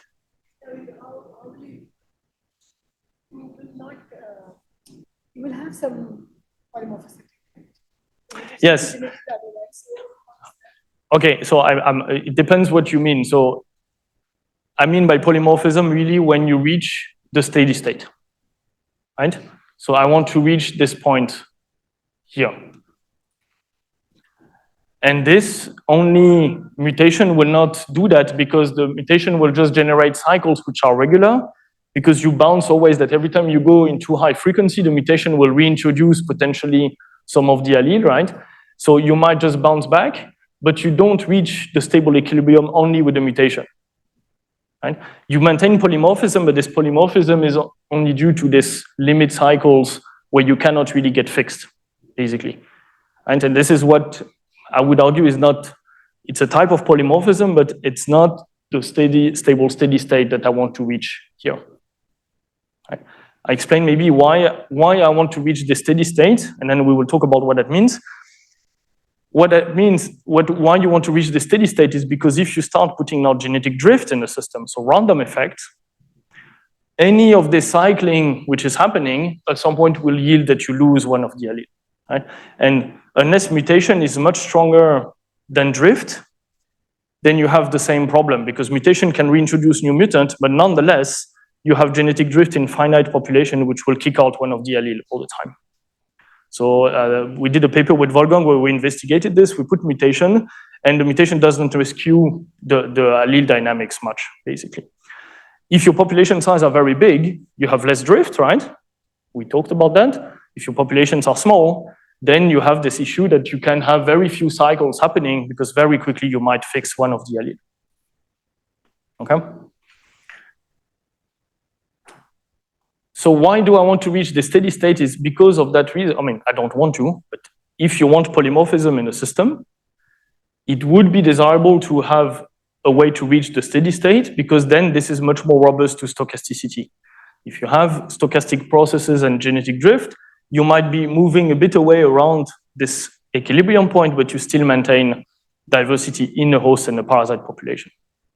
Right? And so now to conclude about what is the insights from this, why is it important, especially for agriculture? The insight is that this steady state, what you can also observe, and if you do a bit more complicated models, is that when there is diversity, the amount of disease you observe is less than when you have no diversity. Right? So that's an important point because, of course, there are always here plants which are not infected and will produce more yield than plants which are infected. Right? If you have only one type of allele in the host and the parasite, often all your plants can be infected. And that means, in general, the population is more heavily infected than if you have a polymorphic population of host and pathogen. Right? Does that make sense? So, if I want now to push the argument, what would be desirable in agriculture is actually to have more diversity of hosts and actually to maintain even more diversity of the pathogen, because then you would get less heavy infections, less heavy loss of yield. You will maintain more yield on average because less plants will be heavily infected. Right? And so the problem is that in agriculture, we do everything so that the cycles are not stable. And if you look at all what I listed here, which are conditions for the cycles to turn from unstable to stable, where we have more diversity, you do exactly the opposite in agriculture. So the epidemiological dynamic is pretty much null because you have this pathogen coming invading all the fields anyway.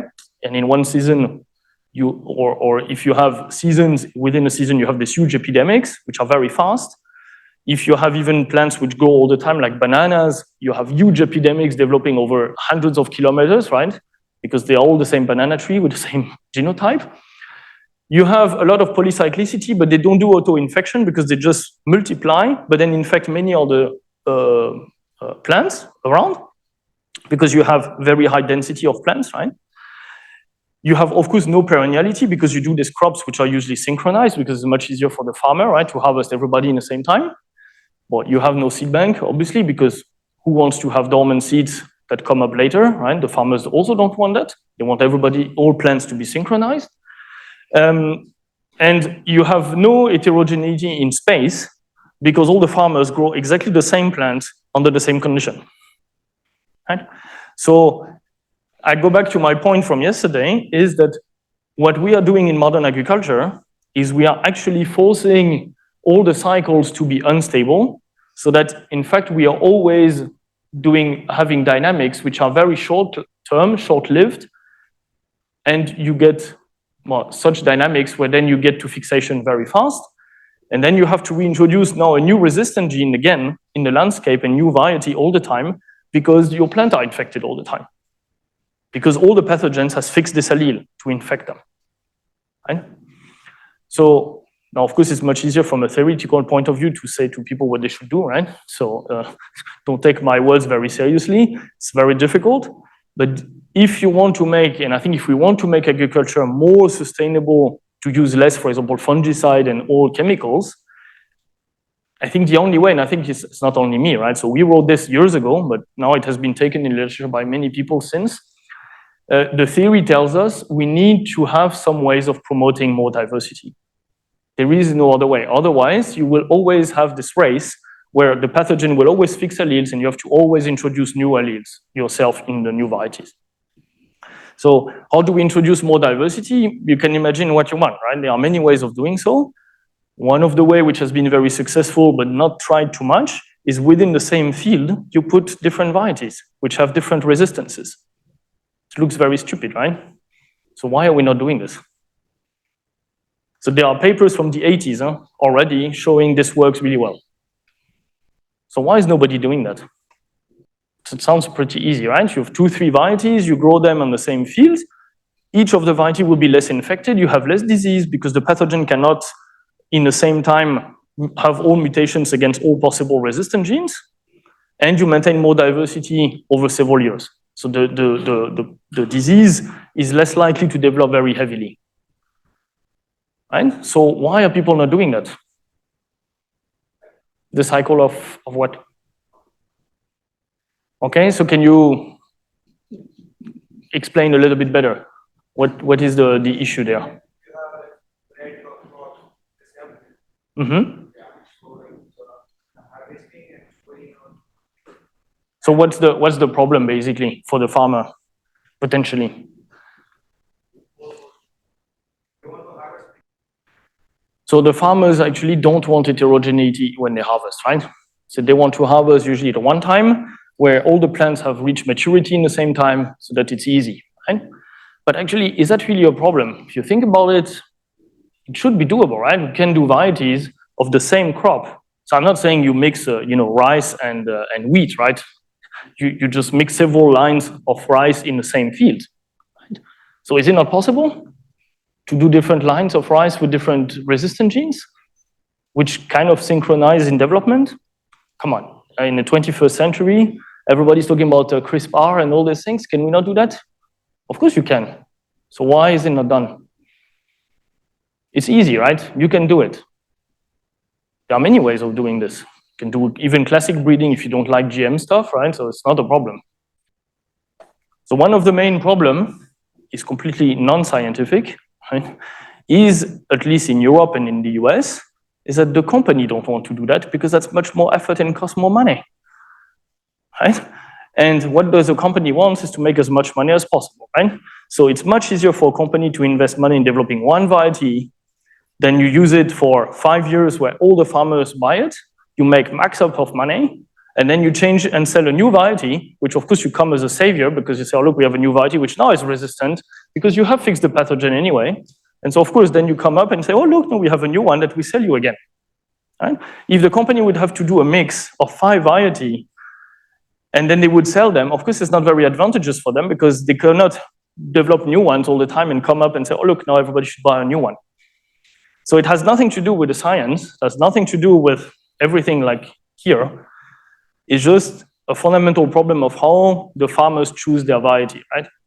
And the counterproof to that, to show that it works, is that if you look, there are many systems where still people develop their own lines. There are many parts of the world.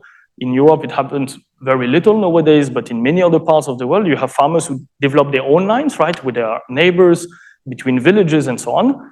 And of course, these lines are not optimized, produce less yield per se, but if you look at the disease usually they get is much lower than what you get in the modern cultivars, in the modern lines which are produced by the breeders. Because of course you have much more diversity when you start doing your own lines, exchange with your neighbors, do some more crossing, cross with people in another village, right? You get this kind of what people call usually land race or kind of more diverse variety. And actually it proves that it works. It's just, of course, they are less optimized for yield. Right? So the question is, maybe we should find a middle way between both worlds where maybe we get a bit more yield, but also a bit more diversity, right? At least that's what I would wish when we do all these models. At some point, it's very frustrating to see the answer is here. Treating more chemicals is not going to help at some point. Okay, and so I come back to this graph because that's the one you see in the literature now, or I mean, it's one of the classic. From these models, basically what we derive and what is expected is 2 different type of dynamics. One is called the trench warfare, where we will have fixation of alleles regularly. And that's the one I show you when you have this unstable dynamics, right? And the allele frequency is increasing in frequency and can reach fixation. That's called the that's called the arms race dynamics. Sorry, that's the arms race. So you fix allele in the host and the parasite and so on and so forth. And the time between them depends on the mutation rate.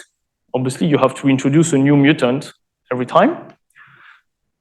And that's what we do in agriculture. Basically, you just use new variety, develop it, everybody is using it, pathogen evolve resistance, and it gets fixed, and then you introduce a new variety, and so on and so forth. Okay? And the other dynamic is so-called the trench warfare, where you have now this balanced polymorphism, where you maintain allele diversity and different frequency of host and parasite frequency in time. Right? And to reach that, unfortunately, it's not so easy from the model point of view, because if you have small population size, you're fighting against genetic drift. And so one of the only ways that you must reach the stable, steady state mathematically so that there you can maintain polymorphism. Right?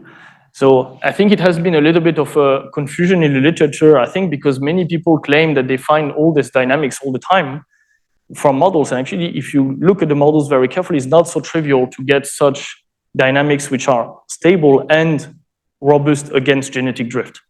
And then Sally Otto had a student who since a couple of years developed a few models to really demonstrate that if you put stochasticity, very often these dynamics don't hold up very long. Right? Because you must have more stronger steady state which are very stable so that that genetic drift cannot easily kick out the allele dynamics. Okay.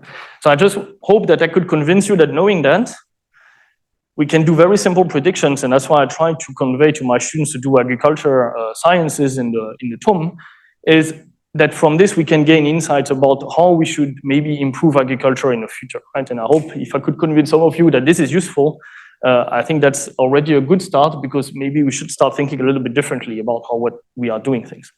And so if you're interested by this, I can send you more papers or review where people discuss about such things. Okay, and okay, so what you can do, and just I will stop here because I don't want to now talk too much about these extensions of the models. If you want to do more complicated models, it's possible, obviously. And if you look at this model, this is a model which is taken from this epidemiology classic SI model, right? So you've seen that last week with Sarah Otto. She was doing one with the COVID-19. Here is actually very similar. You have some hosts which are healthy, they are not infected, right? You have 1, 2 more types if you want. In my model, I had only 2, right? We had resistant and susceptible. And then we have here the infected host. The infected host can be, of course, of type resistant, susceptible for the host, that's the I, and you have different allele types in the pathogen. Okay, and then you can have different different part of the models here. We have the birth of the host, you have natural death, the host can just die of natural death. They will get infected, I'll come back to this in a minute, and then the infected individuals can give birth or not. It depends on the disease you want to consider. Okay, some disease, if you're infected, you cannot give birth any longer and you die. Some other diseases, for example, in plants, often the plants can still produce seeds, right? And for the pathogen, they also die of natural death. So if the host dies, usually they die with it, right? Potentially. This delta here is called the virulence in the animal or human world. That means that's the death rate created by the infection. So if you're infected, what is the probability you die from it? And that's this delta parameter. And then here we have the number of infected individuals. And these infected individuals will depend on 2 main parameters. The beta here, that's the parameter that people call the disease rate, transmission rate. That means you meet someone who's infected, what's the probability you get infected? Cough in the U-Bahn, in the underground, how many people are infected? That's this beta parameter. Right? And then you have here an alpha parameter, and this alpha parameter is a matrix which actually is this infection matrix I showed you, this gene for gene matching allele matrix. Right? It enters here as a matrix alpha, which is a 2x2 in our case, for example. And you can see now that compared to the model we did yesterday, if you have a 2x2 matrix, so 2 host, 2 pathogen system, we have already 6 equations. You have 2 here and 4 here. So it's already getting a little bit more involving, right? That's why I don't do it, because at some point you just explode the number of equations and then it just gets very tedious and the board is too small. No, it just gets too tedious to write. And the problem of these models is that in this form, for example, is not possible analytically to calculate even the stability. Right? You cannot get the Jacobian matrix analytically, even with Mathematica. It doesn't work. So we tried many times. And so you have to make a lot of simplifying assumptions so that it's possible to reduce the system a little bit. And so it's a little bit the limit where you reach the limit of mathematics here and theory, and at some point you have to move to more simulations, right, if you're interested by doing this. And I will skip that because I think well, I will not entirely skip it. What I will say is that what people have derived from this model is these two dynamics. And the idea is now you can search in a genome for genes which are under this type of dynamics. And so you can scan genomes when you sequence genome of host and parasite. And you can look at those genes under this type of dynamics because on one hand, here there will be selective sweeps. That's what you've seen last week and June talked about. And here we will have what is called balancing selection, which I think you also have seen last week, I think, right? And here you have two different types of signatures in a genome. So if you scan the genome and sequence many individuals, you can find out genes under this type of dynamics. And maybe you can start thinking, oh, which gene of the host and parasite are interacting with each other and co-evolving. Okay. The truth is that it looks very easy. In fact, it isn't. And there are very, very few studies where this has been done and the results are, I would say, really good, that you can use it as an example, because I think we still don't have many good data for host and pathogen population often. So that's probably a little bit of a naive view of theory, which sometimes is difficult. And this is the idea behind this. You sequence different individuals of host, different pathogen strains, and then you look at are there genes which show such signature somewhere in the genome. Okay, so I will skip many things here because I don't want to do that. These are just how you do it. I think we have seen some already. June talked about many of those things. And I just want to, again, go back to the idea that if now the model I showed you is an infinite size population, we have a lot of hosts, a lot of pathogen, but in reality you have finite population. Right? And so there is a lot of stochasticity happening here, which is very hidden. So maybe we can think 2 minutes together, what are the possible type of stochasticity which happens here? And I will stop here for this part today, for this part. So if you think about host and pathogen, right? You have some hosts, some are infected, some are not. People go in the underground, they cough, they infect someone else, right? And then you have different individuals who have different variability, right? We are all different genetically. So the pathogen, there will be coevolution between the host and the pathogen, right? So what are the different types of stochasticity that would matter, that are present in this system? If you think about a couple of hundreds of generations, right? What do you think would be types of stochasticity that we should introduce in these models to be realistic? So the model I did yesterday was very unrealistic, right? It's very simple. There are 3 main types, I think, of stochasticity, I would argue, I think. So stochasticity means you're not really sure what happens, right? Just to be clear. So what could be stochastic processes involved here?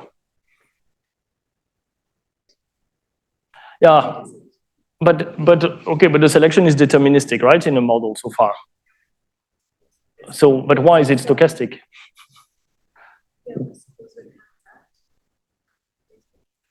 So what do you? Mm-hmm. They are stochastic. They are fluctuating about some mean. Sorry, say again. So which one is? Okay. So Kavita is going for the most complex one, of course, right? There are much easier ones to find out before. Okay, so the selection can be not constant in time, right? So obviously, for example, if you get COVID or flu, when it's cold weather or hot weather, you might have different kind of fitness consequences, right? And so, of course, that means that in time, even in a year or between years, you could expect that some of the selection coefficient will be changing in time. But before that, there are way more easy things to think about. So first, okay, there is genetic drift, right? Obviously. I think you did not get traumatized enough, obviously, by it, right? So we'll mention it again. And so obviously, at every generation of reproduction, either the parasite when the parasite multiplies, you have genetic drift in the parasite population. Okay, you produce some bacteria or viruses, some will survive, some will not survive. That's how it is, right? It's a random process, as we have discussed in the Wright-Fisher model. Okay, so the Wright-Fisher model applies to the pathogen population and the host population.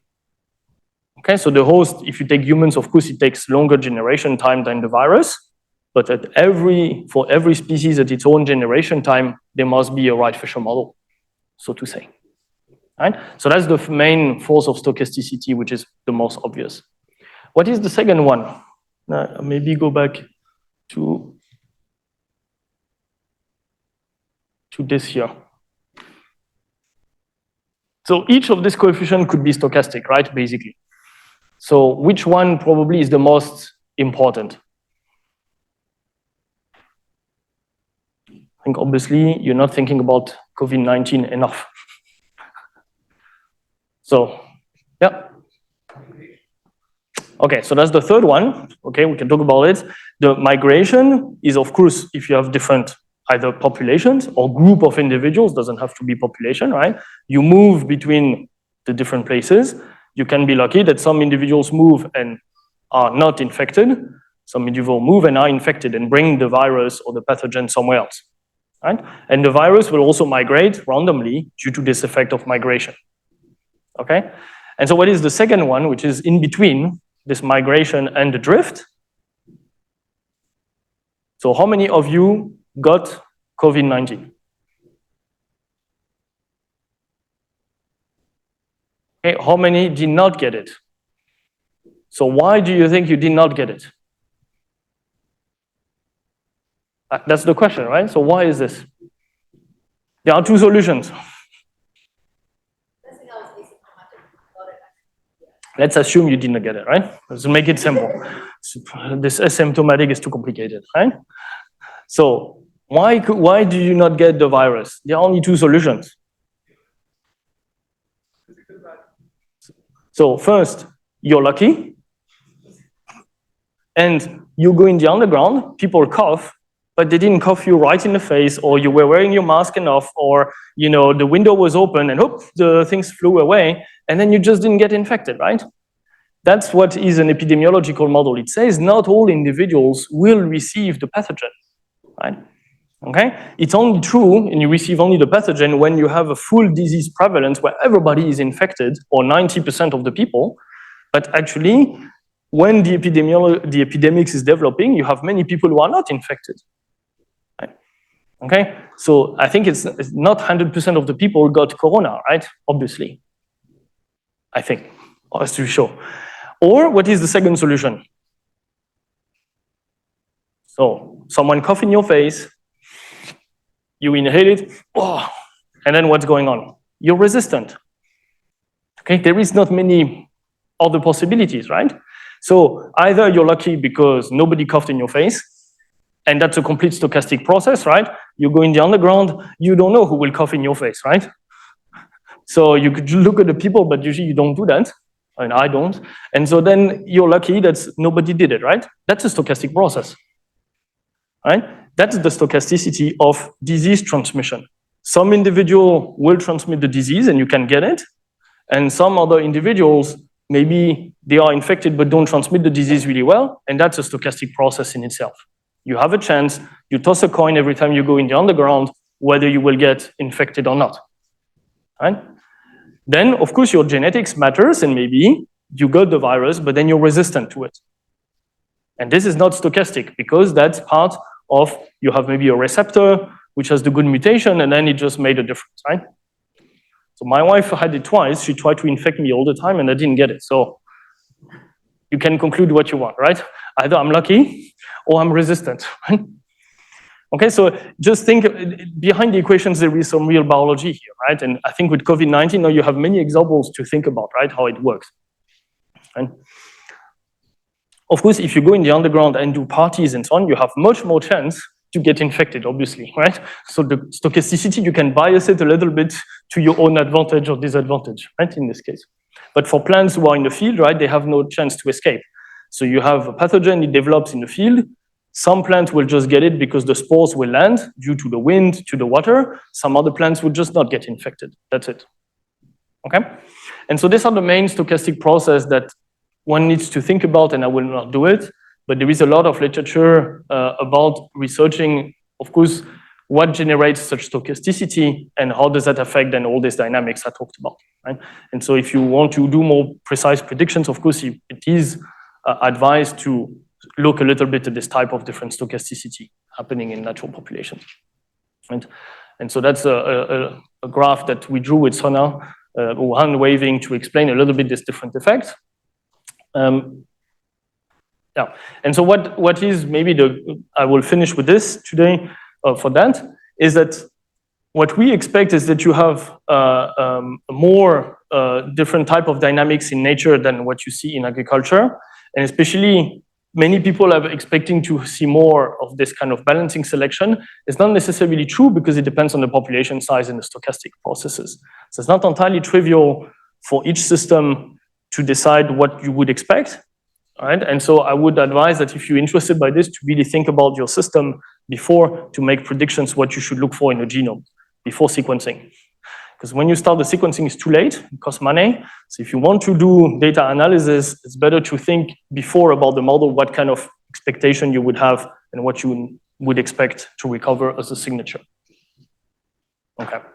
And what is the point that I want to show you in a minute is that this infection matrix we talked about, it depends on the alleles which are present in the host and the pathogen population, right?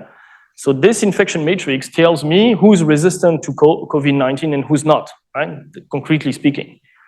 And that depends in time on the alleles present in the population. So in the human population, obviously, maybe there are people who are resistant to COVID-19, have the right mutation, and other individuals not. But sometimes you have a virus or pathogen coming in a population which is completely naive and nobody is resistant to it, right? This can happen. And the power to detect these genes on the coevolution depends on the cycles, because the problems that you see, that now you have this cycling, which is not only stochastic on the short time scale, but also you have this long-term cycling of allele frequencies. And that means that depending on when you will sample your host and pathogen population, you get different answers.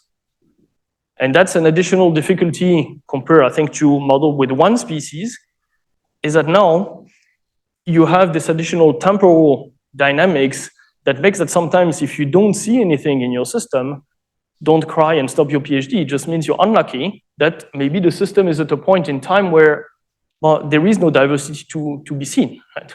And there's not much you can do about it, right? So this is the difficulty in host-parasite coevolution. These cycles of coevolution, you don't control them, especially when you sample natural populations. Okay?